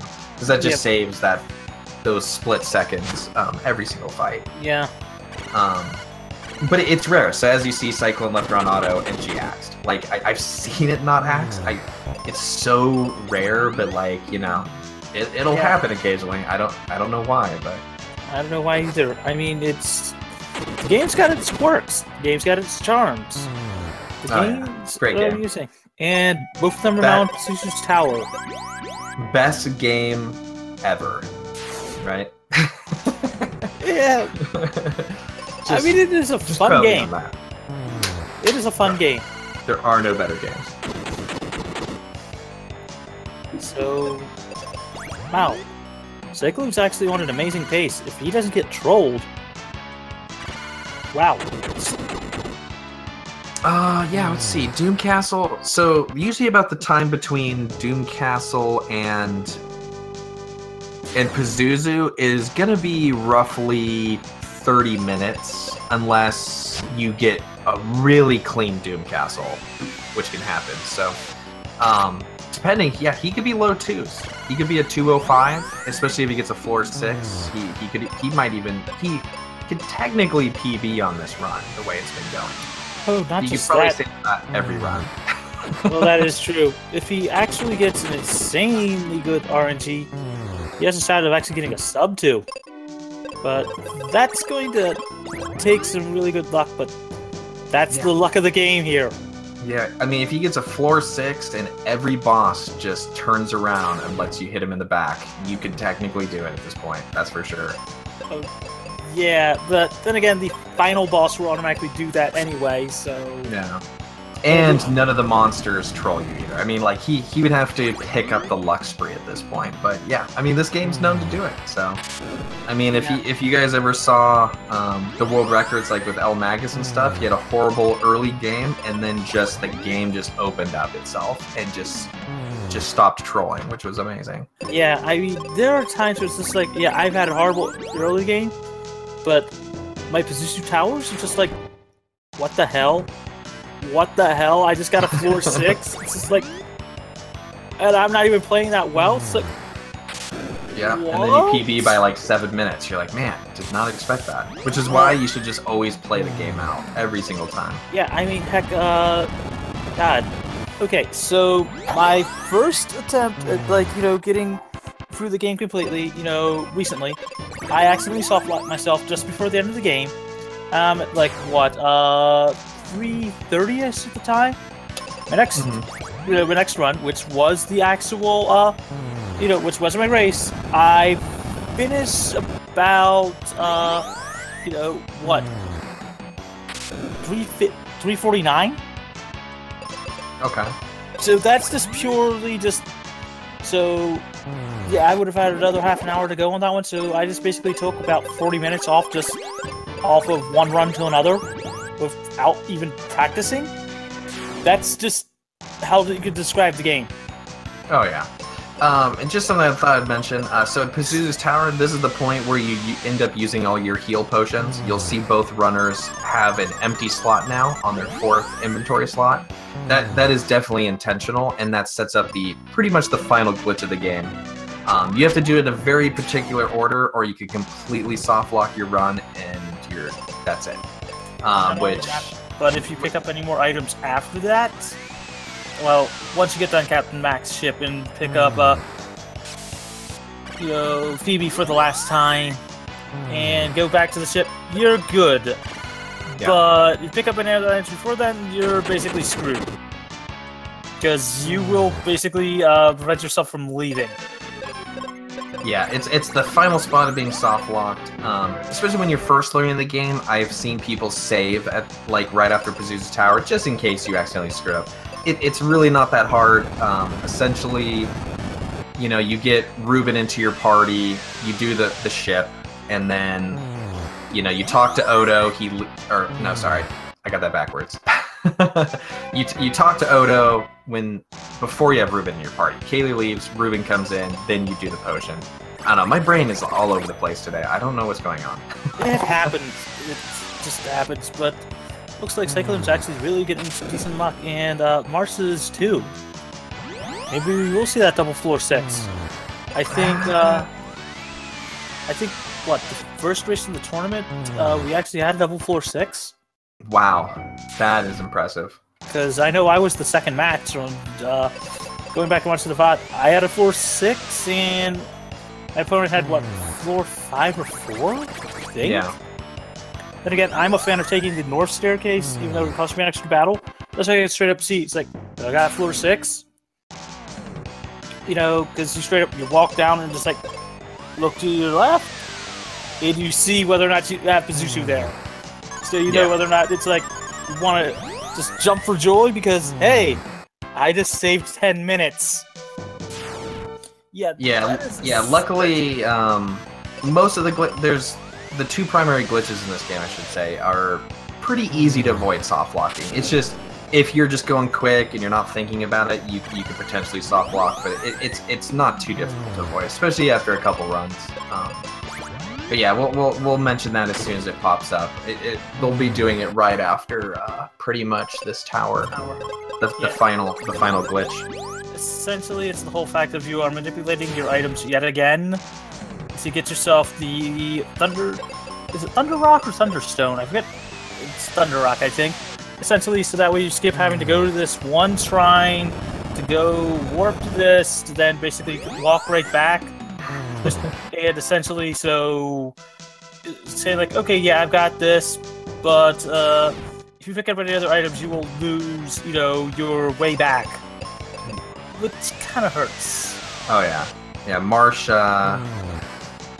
almost getting trolled there. So far, the mana cores have not been too much of an issue for both the racers, and those are one of those. The triple mana cores can really, if they want to, they can just spam petrify. I've seen it happen a few times. Okay, I've literally had like, okay, so I missed life, and then immediately petrify.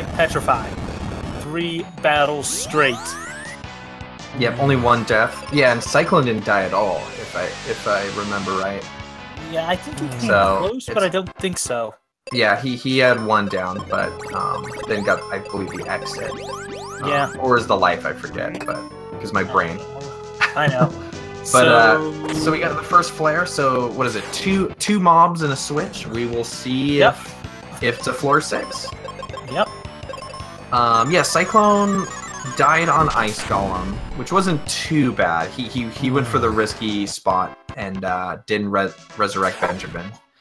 But so far he has been good. And yeah, Cyclone does, technically it's infinite, right? I mean, I think it's like 255 when you do the glitch, but you're never getting close to using that many. Yeah. That was a glitch we set up earlier in the game. Essentially what you do is when you're in Fireberg, you'll buy 0 seeds, which is funny that they even allow you to do that. And then at that point, when you use the seed, it'll underflow back to basically the 256 cap. Nope. No floor 6. No floor 6. So my guess was floor 1, because you know, I'm hoping for the second best. They didn't get the best, so let's hope it's a floor 1 for Cyclone. I know. I'm a fan of just, you know, I have yet to see another floor 6.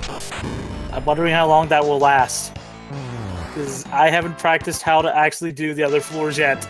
Yeah, and that's what's so great about Mystic Monday is you'll eventually get all the floors, and it's just great practice, because you actually want to get trolled early on in your races so you can experience all the floors. Because I know I got lost in this tower the first few times, because it was like, oh, I've never done a floor 4, and like, even though I had Magus's notes, it's like, you're not sure which staircase to use, or which, like, or you might use the claw in the wrong space and you gotta reset the whole tower essentially. But yeah, I mean, and he gets a floor 5. Okay, it's his 3rd best. It's that's not too bad. Best. So on a floor 5, I actually have my notes here. So on a floor 5, you're gonna have to press the switches on 4 and 6, which we already do 6. That locks him into the 5th floor. And so you'll see him go down 1 floor, set up the switch, come back up, and finish out the fight. So that one's not too bad. Yeah, it's considered 3rd best, which is better than most. You know, would you rather go down to the 2nd floor, just hit on all the switches, and then coming back up to the 2nd floor just to actually have a chance of fighting him? And even then, he'll move to the 3rd. So if Marsh gets floor 6, that really puts the game back to anyone's game. So I actually kind of hope he gets a floor 6, because I really want to see it to be neck and neck again, which it's pretty much been neck and neck the whole time until just slightly after Ghidra, because Marsh got hit pretty hard on Ghidra's fight. which, I mean, that's pretty good considering the first hour of the game, they were like 3 seconds within each other, trading leads the entire time.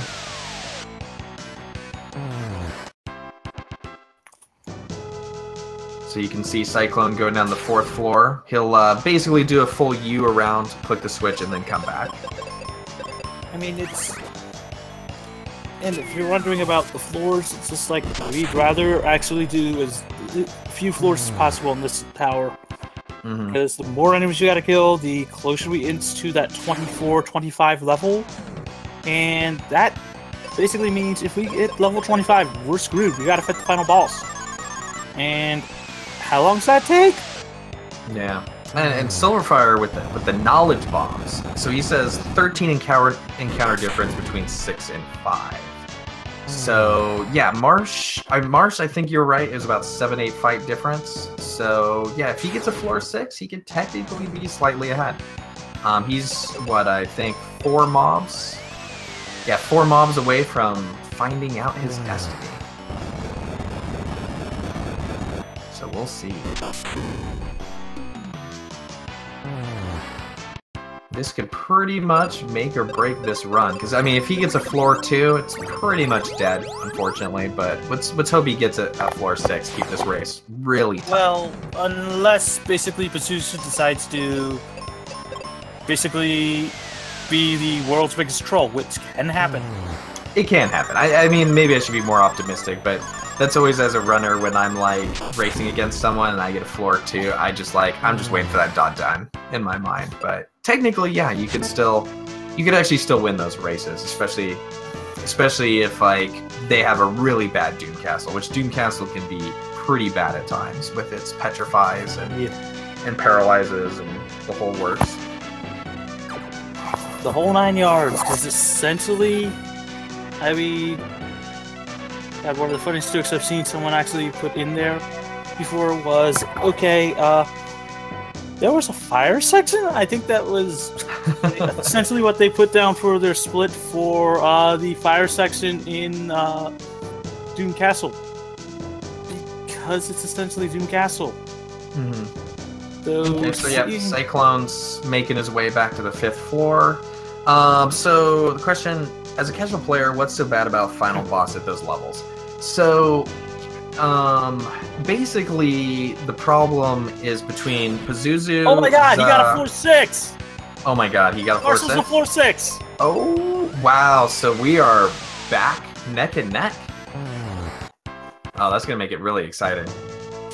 So what they're within, wow, he's starting Pazuzu, so he actually, wow, he gained a lot of time with that. And they trade positions again, man. Wow, this is probably one of the best races I've seen, like, in this regard. Yeah, it's literally just that type of fight. It's that, you know, how much this game control. Well, not even control, but it's just the whole fact that it's Pazuzu. It's just straight up, you basically pray to the RNG gods that you will get a floor 6. Yeah, and even if you get a floor 6, I mean, you never know. He kills you 8 times in a row. Like, so we can only hope that he lies it down for both racers, and we just continue a very tight race. Because Cyclone's just about to start his fight on Pazuzu, so they're probably within what, 25 seconds now at this point. Yeah, I'd say, which is still very close for this game. I mean, what's the closest race you've ever seen, you know, got done on this game? You know, first and second. Well, on the 11-man race, obviously with that many people, there's some close ones. But usually, I think, like, when Cyclone and I raced, even though he had that bad exit, we were like, we would have been within 2.5 minutes of each other, which I think is probably more realistic, is to have a couple minutes spread, right? Because, like, one person might get more trolled on a boss fight. But yeah, like, being this close, almost an hour and 40 minutes in, is pretty impressive. Yeah, I mean, it literally just almost never happens. Yeah, and Cyclone having to do a lot of survival tactics right now, and Marsh is having an amazing Pazuzu fight. I mean, yeah, he's pretty much close to ideal at this point. Yeah, it is a better question of, I still say there's got to be some way to manipulate this RNG. Cyclone got a floor 5, and Marsh got a floor 6. Though Cyclone had about a 7-8 mob buffer, so it actually put them pretty much within a 30-second gap of each other. But yeah, so the thing with, like, if you play casually, you don't have this issue as much because you'll have different spells. But as speedrunning the game, Pazuzu and these other fights, if your partner gets petrified, You're screwed. You technically have one shot to heal her, but most of the time you're one-shottable unless you get lucky and he does something really bad. So And that's usually the worst. Or Doom Dance, and there's nothing you can do. But And by now you won't have heal. Oh wait, no, you have heal. That's why we pick up heal. yeah, but you It's won't have life right because up we your skip ass. Firebird. So that's really Doom Dance is like the worst enemy of us speedrunners when we do this because there's no items to resurrect your party in this game. No, there is one way to get Doom Resistance, and we flat out won't take it. Well, if you load Tristan's gear kit, but who's gonna do that? Yeah, essentially, if we could swap out that, you know, like, I mean, if you could actually load up... Oh, Marsh takes it down. Sorry to interrupt. Yeah, it's okay. It's quite alright. But Cyclone's on the last part of the fight right now, as Pazuzu's lying down. I don't know if he's hurt or if he's just tired. I mean... Kind of looks angry, doesn't he? Yeah, and you will see Marsh actually avoiding that chest over there because it's the Sky Coin. We already have a Sky Coin. In fact, we have 4 of them, I think? Yeah, the 3... We have enough Sky Coins, that's for sure. Yeah, we can't even go spend them. Alright, this should be the end of the fight for Cyclone. He's going with the double attack, which is a smart move because of the life. Oh! Gosh, you know, Pazuzu. Okay, whew.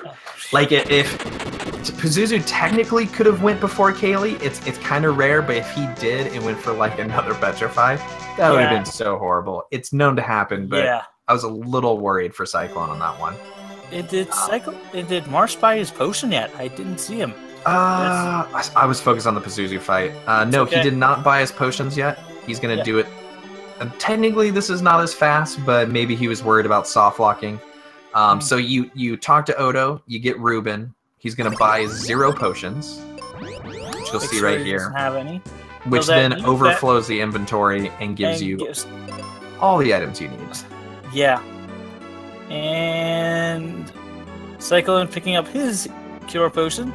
Yeah, and he's picking up first. Cost 0. Which is kind of cool that it not only does it allow you to actually buy 0, but hey, you're buying 0, and now you're getting 99. Well, 255. So hey, well, you'd think they would at least charge you something for it, like you know, but nope. Free and clear. And now that Ruben, unlike Benjamin here, can throw a grenade actually without having the bombs, right? Yeah.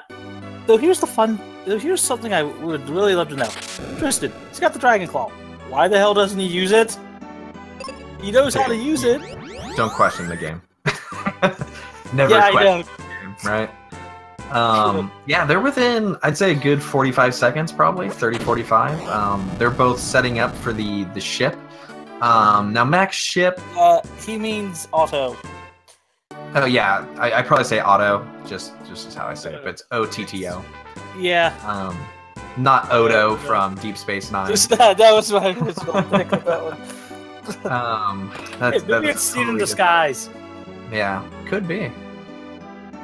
So yeah, he's gonna pick up the captain's cap, which I'm told it actually isn't the trigger. Just talking to Kaylee sets the trigger. Otherwise, you could potentially manipulate that hat, but it still won't actually give you the ship's position for some reason. So that's programming in a nutshell for you. Yeah, I have tried, forgotten to get it, and it's like got all through there. Yeah, I can't get to the ship. Yeah, it'll be slightly off to the left in the screen if you don't talk to Kaylee. Which is kind of stupid because it's just like you go. One of them Cyclone, yeah, I like to go over the top. What do? Do you go over the top or you do the double Chimera fight? Double Chimera fight, because by the time you're there, it's just worth it. And honestly, I just don't feel like it on that one. Just personal preference, I guess. Mm-hmm. Yeah, I usually go over the top. I don't know if there's a the steps difference. I haven't counted, but obviously I learned my video from El Magus's run primarily, and some DDR noobs run, and don't forget El Magus's wonderful guide. I mean, how many of us have actually had that thing up? Oh yeah, I mean, I always take my own notes, but I pretty much dissected his game facts guide and his world record video, and pretty much set up my own notes for it. But what an amazing resource that is. Yeah, I mean, how many speed runs? I've literally asked around, just like, hey, interested in learning a game where I have some knowledge of this game. Can I explain that? It's just like, okay. Can you point me in the right direction of just stuff I could learn from it? It's just like, first thing is go watch the world record attempt. And yeah, that's pretty much all you're ever told. Yeah, it's just like, and for some games, it's like that really isn't gonna help because it's gonna be like no commentary, no nothing like that. Just oh hey, here we go. At least for this, we have an actual written guide by the guy who has the current world record, detailing all the stuff. That way, you can actually use that along with, his video. Just like you can watch it, look at it at the same time. It's just like you can put two and two together. Now, Marsh is actually opting for the white to meteor combo or flare. I actually prefer using life for Ruben. That way, you knock one off immediately, and basically it ends up being one less enemy attack. Saves you, maybe a second or two. They actually both go for the same strategy. Must remembering to pick up the Gaia armor, or the Earth armor, just because you want the armor. You made it with the Aegis shield, because it'll cost you a few seconds. But yeah. No, it's huge in this game. And they also picked up the Pendants necklace. We actually didn't talk about that, and that's the best accessory in the game as well. And it really just sets up a lot of your defense and resistances that you really want to have. Otherwise, even more RNG than you'd like. But no, from here, it's essentially Doom Castle. Yep, we are on the final leg. So we got about 20 minutes left in this run, maybe. Yeah, which means they're both really shooting for a low two. Like we said at the beginning, Marsh's PB is 216. He can definitely PB on this run, no problem. Yeah, and Cyclone, he might PB as well, depending on the RNG. Yeah, he's 205. His will be close. I can only hope that Marsh gets just a flawless Za run. Za's Twin Head, man, I've had some problems with Twin Head, but he's usually not as bad. Is essentially Pazuzu 2.0. Yeah, I mean, luckily you do more damage by the time you hit that one, but yeah, I really hope for his sake that he gets a really clean Doom Castle, because I'd love to see him drop 10 minutes off his PB. Because he's definitely set up for it. This is the run. Wow. That is just hysterical. What? Someone in chat saying Gargoyle, after being damaged, looks like he's been hitting the nuts. That's funny. Well, it's kind of true. I mean, yeah. Have you seen the ninjas when they're hurt? Oh, no, they lose their body. They're just feet and heads. Oh, here's one of the most amusing things. All these enemies, from here forward, are just basically the same enemies from before. Yeah. Yeah. In great RPG fashion, right? You just reskin, recolor, maybe change the name, call it good. Oh, not even that. It's just straight up the same mobs. Oh yeah, in this game. It's just that's classic role-playing games in a nutshell, right? It's like, let's use those wolves again, but make them purple. Oh no. That's a whole new mob. Look, for Doom Castle, in and of itself, every mob here is its original mob. Oh, it's yeah. Here's the actual... Yeah, those ninjas are the original ninjas. All those are the same. So Marsh is actually going for the Aegis shield. So he's actually going to lose his lead, but technically he's going to have less RNG possibilities in his run. So you'll see that Cyclone is deciding to opt out of it. Yeah, he's got a shot at actually getting a PB, though Marsh on this one, knows he's on a possible PB pace and is probably taking the safety.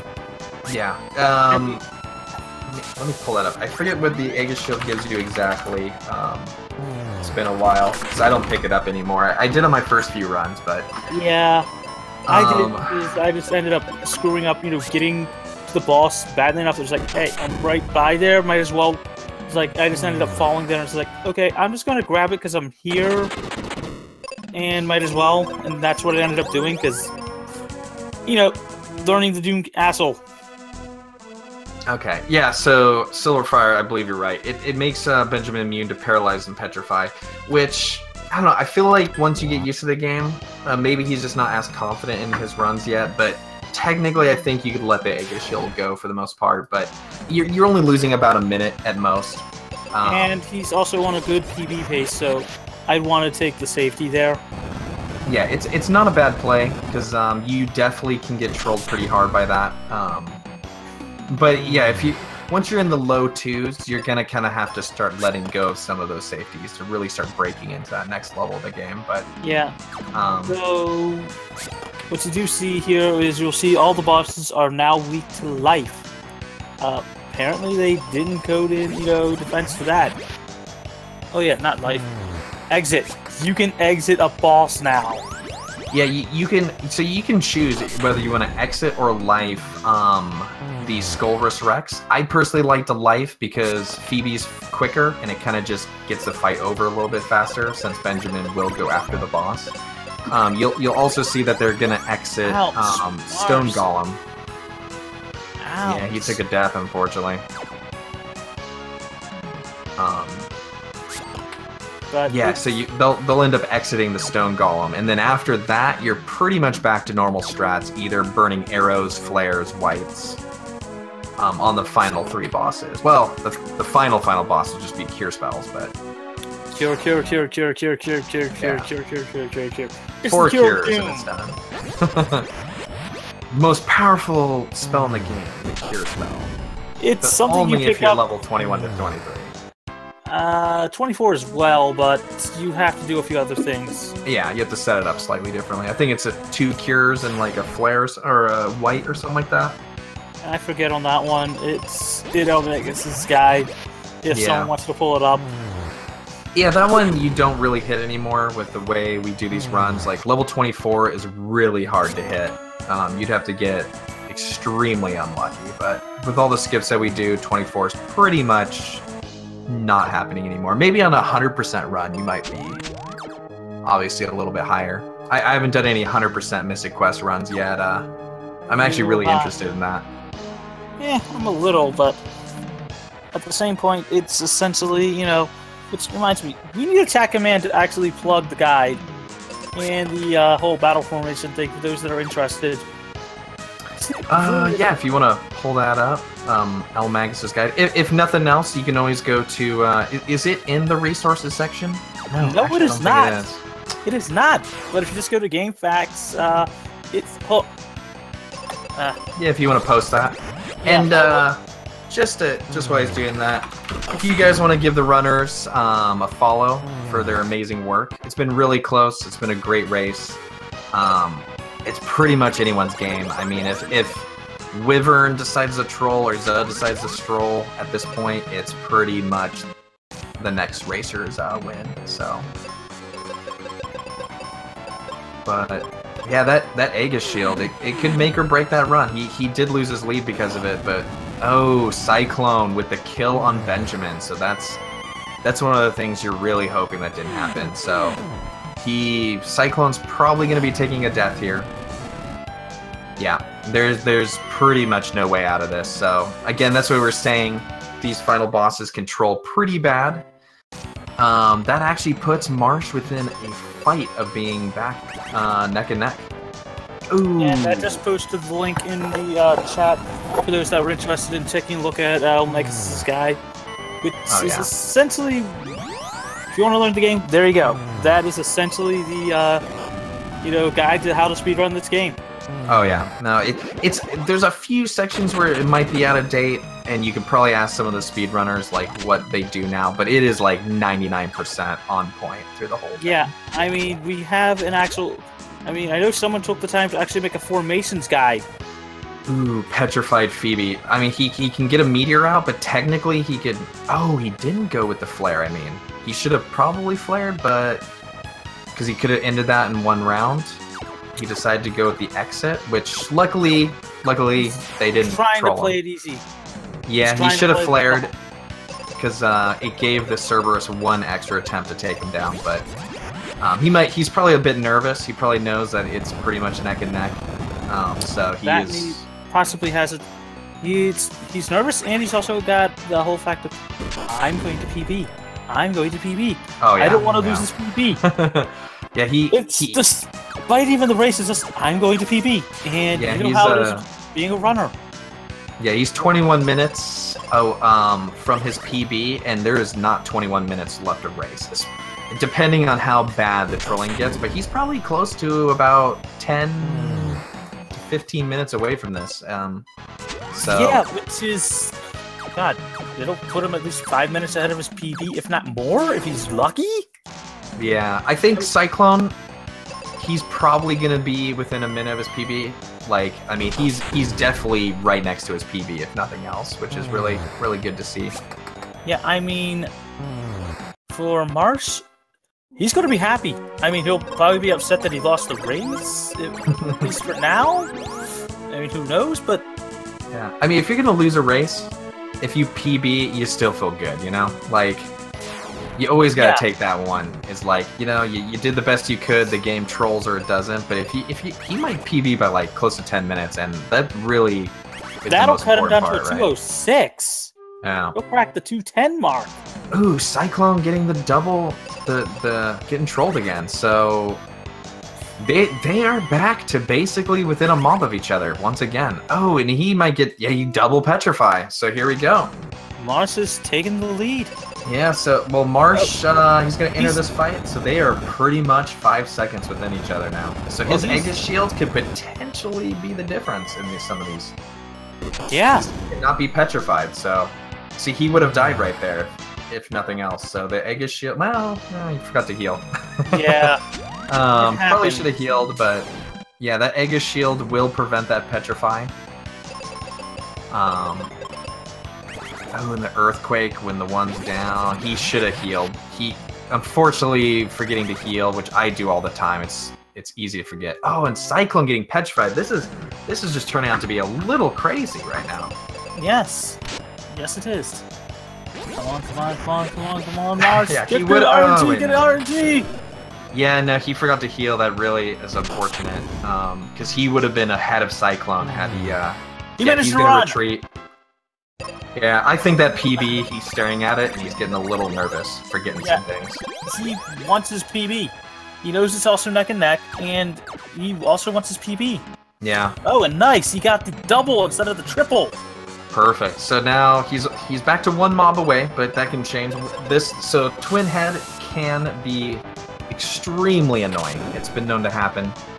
I think on the PB before last, I think I had to fight him 8 times before he died. It was so brutal. But it's been known to happen. So and Phoebe gets crit. That's one of the ones. So Cyclone is basically waiting for this fight to kill him.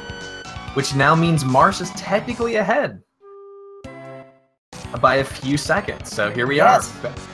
This is, man, this race is about as close as it's ever going to get, I feel. Like, this is For crazy. now. I mean, unless you literally have, like, you know, something insane. I mean...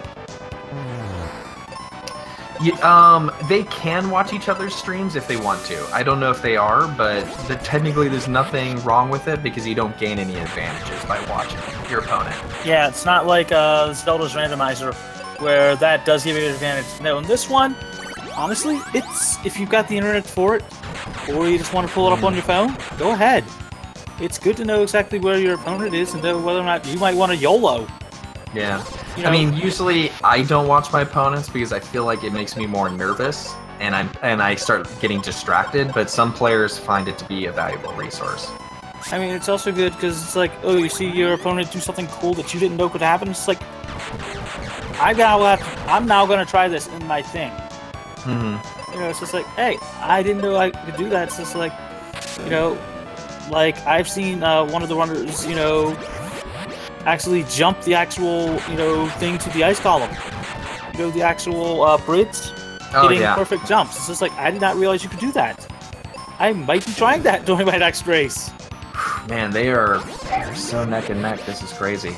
Marsh getting his head down. Cyclone 2 seconds later getting the head down. Oh, Cyclone. So he finished his fight a few seconds before. That should finish. Oh yeah. Yeah, it's all coming down to Za, and maybe the end boss can technically troll. Oh no, he clicked exit. Oh my god. At least he can walk straight up. Yeah, he can walk straight up. He's gonna have to fight technically one monster. I don't think he meant to do that. No, he did not. He's nervous. Oh, man. Yeah, he's nervous. Oh man, that's brutal. Now he really needs to hope Cyclone gets trolled by Za and he gets a clean Za fight. And technically these Cerberuses could double petrify a few times, so. The caster curse. I know, we saved 3 seconds. And then we were actually talking about that earlier, yeah. That I've seen people exit on Doom Castle. I'm sure there's a few people in chat right now who know that pain. It is brutal. I have yet to ever do that. I will take the extra split second just to menu down. Just to menu down, yeah. Yeah, just like, okay, don't hold it. It's just like, oh, I'm in the menu. It's just like, doop. So I'll like literally stop, throw a seed on, and then immediately heal. Yeah. I will take the extra loss of a spell just to ensure that I don't have to actually screw up. Yeah, which, I mean, now they're back on the same floor, so, I mean, probably a full minute loss, I'd say, maybe a little bit more, but, I mean, he could still PB. I mean, it's crazy, but he is still on PB pace. Yeah. Basically, once Za is down, it's 2 minutes to the end of the game. Unless you get really bad RNG, so and I've we'll seen know for sure like 3 times before. Yeah, I mean it can happen, but you're essentially 2 minutes from beating the game once Za is down. So yeah, Za, the real final boss of this game. Yeah, seriously. So Cyclone's got a high 205, and Marsh has I think a 216. So. Cyclone is not going to PB. He'll be really close. Marsh has the potential for a new PB. So it's pretty much neck and neck. It's such a shame that happened, but it's known to happen. Oh, and Cyclone taking a death. Yeah. This game has been brutal to Cyclone, man. It wants to make sure they are always neck and neck. So. And now they actually have a shot at it. And that Aegis shield paying off for Marsh! Yeah, that's like 3 or 4 times that Aegis shield has definitely saved time on his run so far. Yeah, undoubtedly. I mean, it's worth it in a race if you feel unsure. It is definitely worth it. Oh yeah. Again, like I still skip it because you kind of like cross your fingers and pray to the RNG gods. But yeah, it doesn't hurt to pick up the Aegis shield. I mean, this run. He's easily saved a minute over picking it up at this point. Yeah, he literally has saved his. In fact, this is literally saving him. Yeah, it's a slim margin. Yeah, I mean, have you ever seen it within 2 minutes, if that? Yeah, I mean, usually as close as it's going to be is 2 minutes. Like, the fact that they've been within 3 seconds of each other all the way up to Twin Head is just mind-boggling to me. Yeah, that shows the skilled runners. And how much they want it. How much do they want it? Oh, the Doom Dance. Unfortunately, you are not immune to the Doom Dance, but Phoebe should be able to clean that up. Yeah, there's only one character that's immune to it, and we don't like him. The one character we all hate is immune to Doom. I know, I think someone was joking in Discord about doing a Tristram run, where you load Tristram's gear set instead of Phoebe's, but Phoebe's gear set has way too many resistances to let it go, but it could be interesting. Oh, know, I if, would wonder whether or not you could save and then load it up again, but I think that would just put it back to normal equipment. And yeah, you couldn't because you'd have to reload your current run as well afterwards, so that would pretty much toss it again. I don't know, you know what you do? You use it throughout the entire thing until you get to Ruben. Until you get to the second Ruben. Then you save, reload, and you basically go with the vanilla. Because wouldn't the new load actually reset, the resist back to the new thing, or would you get Rubens? I don't know if there's a spot you can. I mean, I've never really thought about it, but I know you'd have to reload your current save, and that would technically reset it, unless there's like you could do it where the few times you don't have a party member. Ooh, Cyclone with the double petrify. That's that Aegis shield, man. It is paying dividends right now. And they're on the same fight? Yes, they're back within 3 seconds of each other. Man, Marsh. It will be interesting to see if Marsh loses this, because technically he should have won the way his RNG has been going. Technically. Yeah. Now, if Zud trolls the hell out of him, he wouldn't have. But yeah, this game was trying to give Marsh the win. That's for sure. Yeah, it has been brutal on Cyclone's end. Yeah, which is amazing. It's like the two games are communicating. It's like, where are you at? Okay, I'll give this guy an extra minute just for you. Yeah, and he's got 10 minutes. Yeah. Yeah, he could get that Zoff fight down in like 3-4 minutes if it doesn't troll, and then the next boss is 2 minutes, and he shaves 6 minutes off his PB easily. Which is insane. Yeah. This game is insane. It literally is one of those things that's just like, wow, just straight up, and they're on Za!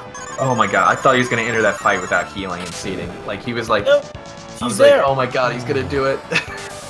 They're there! They're on the same battle! Well, here it is. This is it. So who will Za troll again, it's down to Pazuzu. This guy just, and Phoebe dies instantly. At least it happened at the beginning. So that's going to be a reset for Marsh. And Cyclone so far having a really good RNG, but Za could change that at any moment. Yeah, I mean, if you're gonna get Doom Dance, make it a round 1 Doom Dance, if you're gonna do it.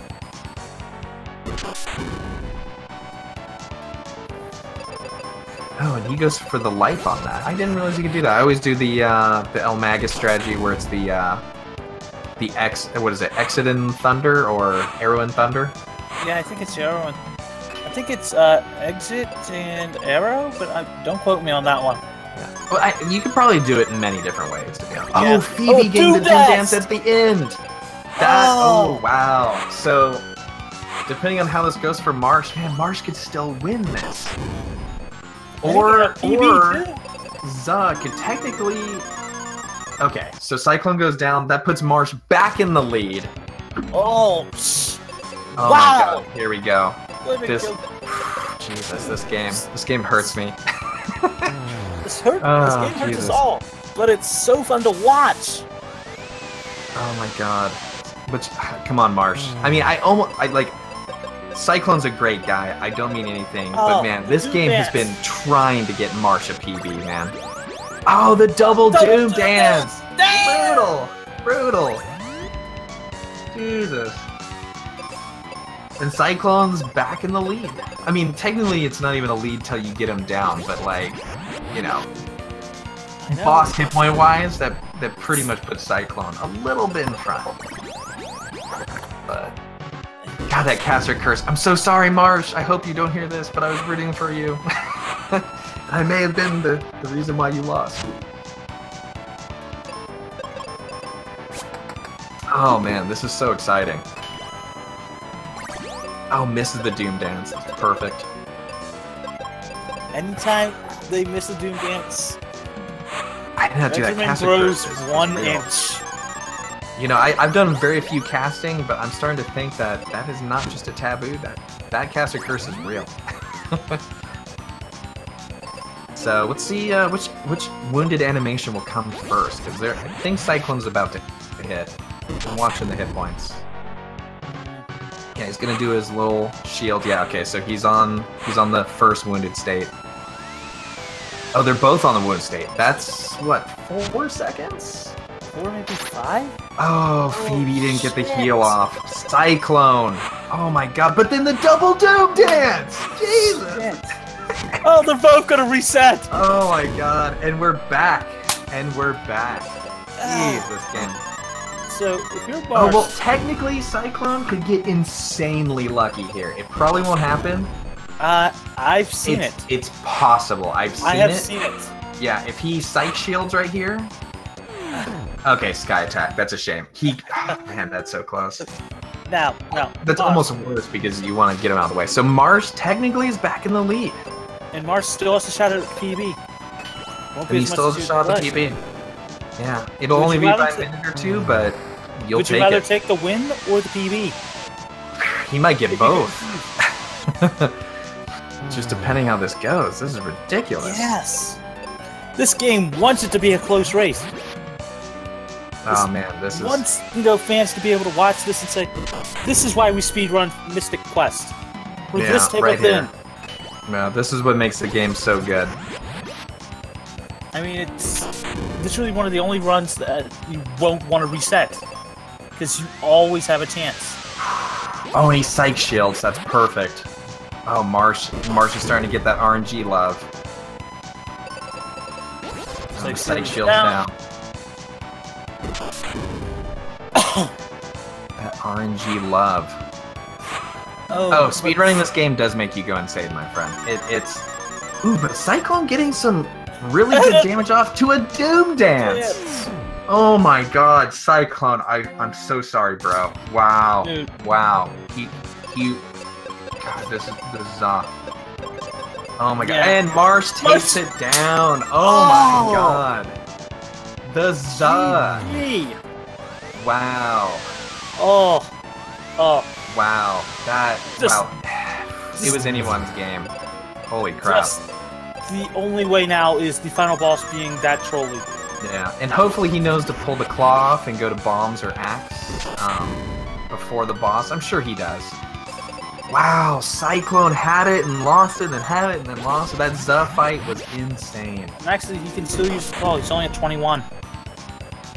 Oh, can you do it at 21? I wasn't sure. I always go to bombs just in case. Yeah, you can. You can. Okay. You can do it up to 23, I think. So on this final boss fight, for those who don't know, you essentially you cure, and he switched. So you cure with Benjamin and defend with Phoebe. Then you do a double cure, which puts his hit points right back to where you need, and then you do another cure with Benjamin on the 3rd round, defend with Phoebe to make sure you don't die, and that overloads his hit points and kills him. Okay. So. You got the SRO chat up? I don't have SRL chat up, so if you do, I don't. I could pull it up right now. Oh, the Doom Dance, or no, never mind. That's confused. No, he's good. All right, so he goes into the 2nd stage. Cyclone. He should have Zud down at this point. All right. There's the 3rd cure, and he's going for the final cure for the boss. And that's GG. There's nothing this boss can do at this point. Wow, Marsh with the victory and the 3-minute PB. Damn, man, that was a roller coaster. That's what this game is all about, is an emotional roller coaster. As Cyclone finishes up his fight, so that'll put him within about 2 minutes of each other, which is like pretty much as close as it's gonna get. Wow, that was insane. Didn't make it in time to catch the official SRL time, but it's just about that. Do you want to ask if Marsh wants to join, come in for a quick winner's interview? Yeah, let me, I'm going to mute myself so my keys don't hit the mic.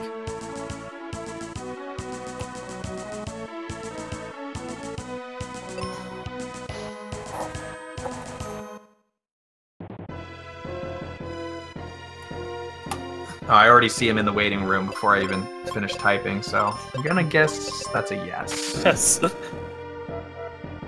Wow, that's, like I said, it was nothing against Cyclone. I just wanted Marsh to get that PB, and the game pretty much was rooting for him the entire time. That was crazy. Yeah. So you want to wait a few seconds so we can have both of our runners in? Doesn't matter to me. I mean, it's up to you. It's up to you. I'm good either way. Are we able to drag him in, or? I'm not sure. Let's see. Well, he didn't answer the question, but he's in the waiting room, so I'm assuming that... Okay, you want to hop in and ask him? Yeah, 1 sec. Because they both finished.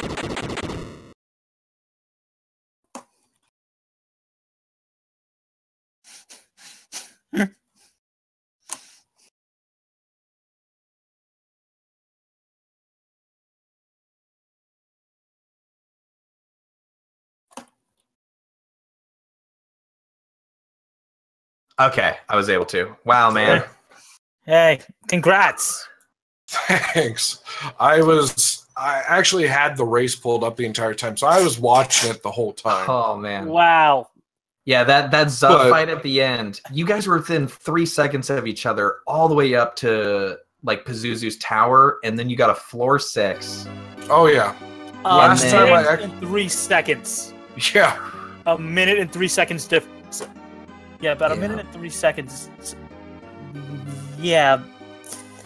That was insane.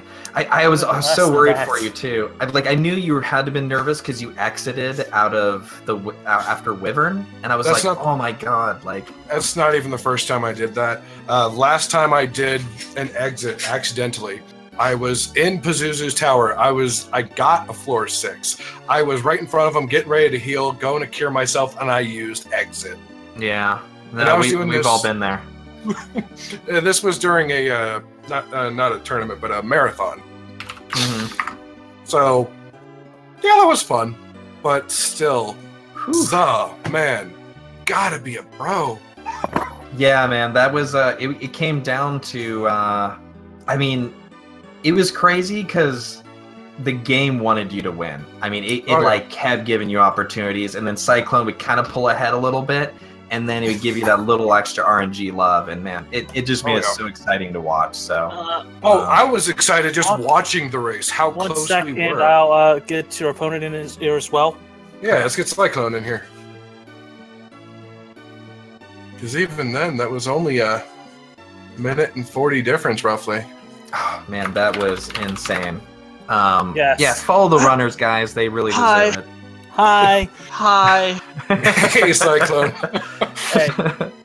You literally had everybody on their feet, in a sense. Jeez, man. Did you have the race open, Cyclone? I did not. Oh my god. You have you to need to watch the VOD. Dude, you do. You both were on За at the same time. Yeah. And then I died 5 times. You both died. Okay. Yeah. Multiple times. Yeah, Marsh probably died about 4 or 5 times too. It was insane. Like you guys, I mean, well, for the most of the time, all the way leading up to Pazuzu's tower, you guys were literally within like 3 to 10 seconds of each other for the first hour and 20 minutes. Oh wow. Yeah. And then you got slightly ahead. You're about 7 fights ahead at Pazuzu's tower. And then he got a floor 6, you got a floor 5. So he actually pulled slightly ahead right there. But then he exited out of the Doom Castle by accident, which gave you that slight edge, and then it came down to Zug again. So man, it was so exciting. Like it was crazy. Also, I should have grabbed Aegis Shield. Yeah, I should have grabbed Aegis Shield. You got trolled so hard. Oh my god, I should have grabbed Aegis Shield. Yeah, no, I've been trolled more than enough times with that, so I just decided I don't care how good or bad I'm doing, I'm grabbing it. Yeah, it saved you. Oh yeah. Yeah. So often. Yeah, because Marsh was probably ahead by maybe 30 seconds entering Doom Castle, and then he went for Aegis and you didn't. So you actually gained a slight lead at that point, but you got petrified, like 5 or 6 times in the fights. It was so much. Yeah. It was, like the 3 dogs that would lead out of the lava area, I think I died 4 times in that battle. Yeah. I it did too. Came down. But I was stupid. I didn't heal before I went into the fight. That's what killed me on that. I failed that one because I was just dumb. I guess adrenaline pumping, excitement is... Because, I mean, I didn't think I was going to win to begin with, honestly. But the pace that I was on when I got floor 6 Pazuzu, the only thing I cared about was like, I'm gonna get PB. I don't care what happens. I'm gonna get PB. That is a PB for you then? Congratulations. Oh yeah. 2 minutes and 55 seconds, something like that. I don't know. It's really close. I was a 2:16 even, but when I was watching my own VOD, I split about a second late. Instead of like right as soon as the animation starts for the Dark King when he's dying, I did it after he actually turned in the spider and started flashing. Which, well, now I don't care about redoing. So. Yeah, now you get to upload this race. That's awesome, man. Congratulations. And with this game, you never really know who's gonna win. Like, I mean, you might have felt like you should have lost because your PBs were like 11 minutes apart, but man, this game determines the winner sometimes. And it's from the very beginning when I started playing this game, I was calling it Final Fantasy RNG Quest. There's nothing mystic about it. It's RNG, the RPG. Clinic exactly. for this game. You both basically showed why it's worth running this game and why it is so fun to play it. Well, I mean, I grew up playing the game because I heard you guys talking about it from the beginning, how I have the scale on there instead of the numbers. Mm-hmm. I like it because I have never played a game that was like that. Yeah, very unique. Exactly. I love seeing it, and I mean, I've gotten more than used to seeing that over the years, so I can easily tell when I'm at half health. I made some stupid mistakes at some points, but... We all have for this game. We all have. But in the end, the music. Craigasm. Oh, the music in this game is legendary, for sure. Hey. I pointed out earlier that it was so good, Square Enix finally had to acknowledge it and put it in with the rest of the Final Fantasy music. Yeah, and Theatrhythm, yeah. And actually, if you on my stream, on my layout there, I actually have the Benjamin Theatrhythm on my layout. It's been there forever. Oh, yeah, that's one of my favorite games to actually just, I want to casually play a game. Okay, I'm just going to pull up Stylus Mode and then go through the whole, FMV scenes and just basically play that on, Ultimate Score? Because I'm actually decent at that, so, yeah. It's fun, but I'll give a plug to the actual Mystic Quest Weekly starting. We have the race channel open if everybody wants to come join us and try it. I'm not going to be joining, but I'm definitely going to be watching. I've played enough today. I've got control of it enough. Post a copy of the guide in there for those that want to check it out. Just come join us. It's fun. If you want to try it out, it's definitely worth it. You can always ask in chat, need help on this? What's a good strategy for this? I mean, it's literally something that you will enjoy. I mean, and like and follow the runners again. This was an actual dream to commentate race. Oh, yeah. I honestly, when it comes to Mystic Quest, I never saw it being as close throughout the entire race as it was. Yeah, that was insane. And Cyclone, you need to check that out. And I'm apologize now for throwing some shade your way, my friend. It's fine. It's fine. I wanted it to be close, and there was times where you started pulling out, and I was just like, I just wanted it to come back together, So it was I started personal. making a lot of mistakes with auto and manual and Pazuzu's Tower as well. So. No, it was the game did not want you to win today. Like you did extremely well, but everything was going against you at that Doom Castle. And from the start of the game, the Ice Golem fight, dude. Oh, yeah. How did he outspeed Phoebe? Hey. How did I lose off the first hit of the game?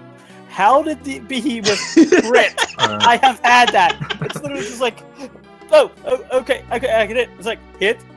It's like, it hits you for the, for your 25. He returns with a over 100 hit to me. It's like, what the did I do to deserve this? I love this game. It's so fun on that one. It's like, it's literally one of the, funnest speedruns you could do. Because, it's always going to be different. I mean, how many speedruns are just like, you know what to do, just, when is it worth actually playing through the entire thing? Because you're going to enjoy the run. You may get frustrated, partway through, but the time that's just like, I had a blast playing this game. Square Enix may not realize it, but this isn't a beginner's. It's a beginner's RPG, but at the same point, it is one of the best, speed runs to run. Because it literally is one of the only Final Fantasies that you literally, could sit down and enjoy like a completely different experience each time. Oh yeah. Now, I don't know if we have another race up. I know Final Fantasy Mystic Quest, we're done for the day, and there's going to be 2 races tomorrow. I'm probably going to have to commentate both, but that's okay. I have no life tomorrow, so I don't work. I'll be around if you want to poke me. Okay. But yeah, thanks to Feasel. He said we got some downtime. Thanks to Feasel for allowing all these tournaments to go across. That to Speed Gaming and all the people that work on it. It's insane. It is definitely follow the runners again, and definitely check out the game. As you've seen in just this race alone, it is that good of a game. Yeah. It's, it's worth just picking up, trying at least a few times. I mean, I think someone said 6 hours, and you can actually learn to speedrun this game. Oh yeah, about 3 runs. You do about 2 to 3 runs, and you have 90% of the game down, and then it's just optimizations, and RNG. Yeah, and it's the whole fact of just how many games could you say I learned to speedrun this in 6 hours? I mean, literally, I had like 4 runs just before my first match, and I still got a sub 4. And that was the first time I actually finished the game. Mm-hmm. Oh yeah, my first run was 3 hours 9 minutes. And then it's just after that it gets down. You'll get down to a 2:15 pretty quick, and then it's just the game laughing at your face over and over. Oh yeah. But it is essentially one of the funnest runs I've learned to run, and it's worth a try. I mean, you want a good example of a good old-fashioned just pick up a game and play it, like reminding you of when you were a kid. Mystic Quest is definitely one of them. Despite it actually not being the best of a game, it does make you actually remind yourself of being a kid, just picking up a new game every time. Oh yeah. So it's definitely worth checking out. Oh, I was meaning to ask one of you guys this a while ago, and I was going through watching a couple people last Monday. I don't actually have the Discord for the. Oh, you want to link the tournament? Yeah. Well, no, not the tournament. Like the Discord that you guys use when you're doing Mystic Mondays. Oh yeah, here. Right now. I'll send you a personal link. There you go. Yeah, because I don't have it either. I'm just using the freaking tournament Discord. Oh, really? Why don't you just throw it in there? I'll throw it in the Discord. Anyone who wants to join, there's a link inside the Discord. We have 51 racers currently, and luckily with this tournament, it's really expanded. Oh yeah. The runners, because I think when I first started about 4 weeks ago, it was like barely over 40, and like it just dumped a bunch of people. So that's what's beautiful about these tournaments on Speed Gaming is it's really they just highlight a game and it just like doubles the racers coming in. It's great. Oh, easily. Actually, I got a buddy of mine who decided to join the tournament for kicks. Actually, he was in chat earlier. Electric Fish Tank. Yeah, I just basically did that myself. Just like, it seems interesting. I guess I could learn it. That's basically what I did. Then again, we have literally the guy who's got the second, place on the world record list at, some DDR noob. So, hey. Yeah. We couldn't get El Megas because Final Fantasy V's, Forge Out Fiesta, I think, is going on. So. Yeah. Which, I mean. Though I think El Megas is going to be in Mystic Monday tonight.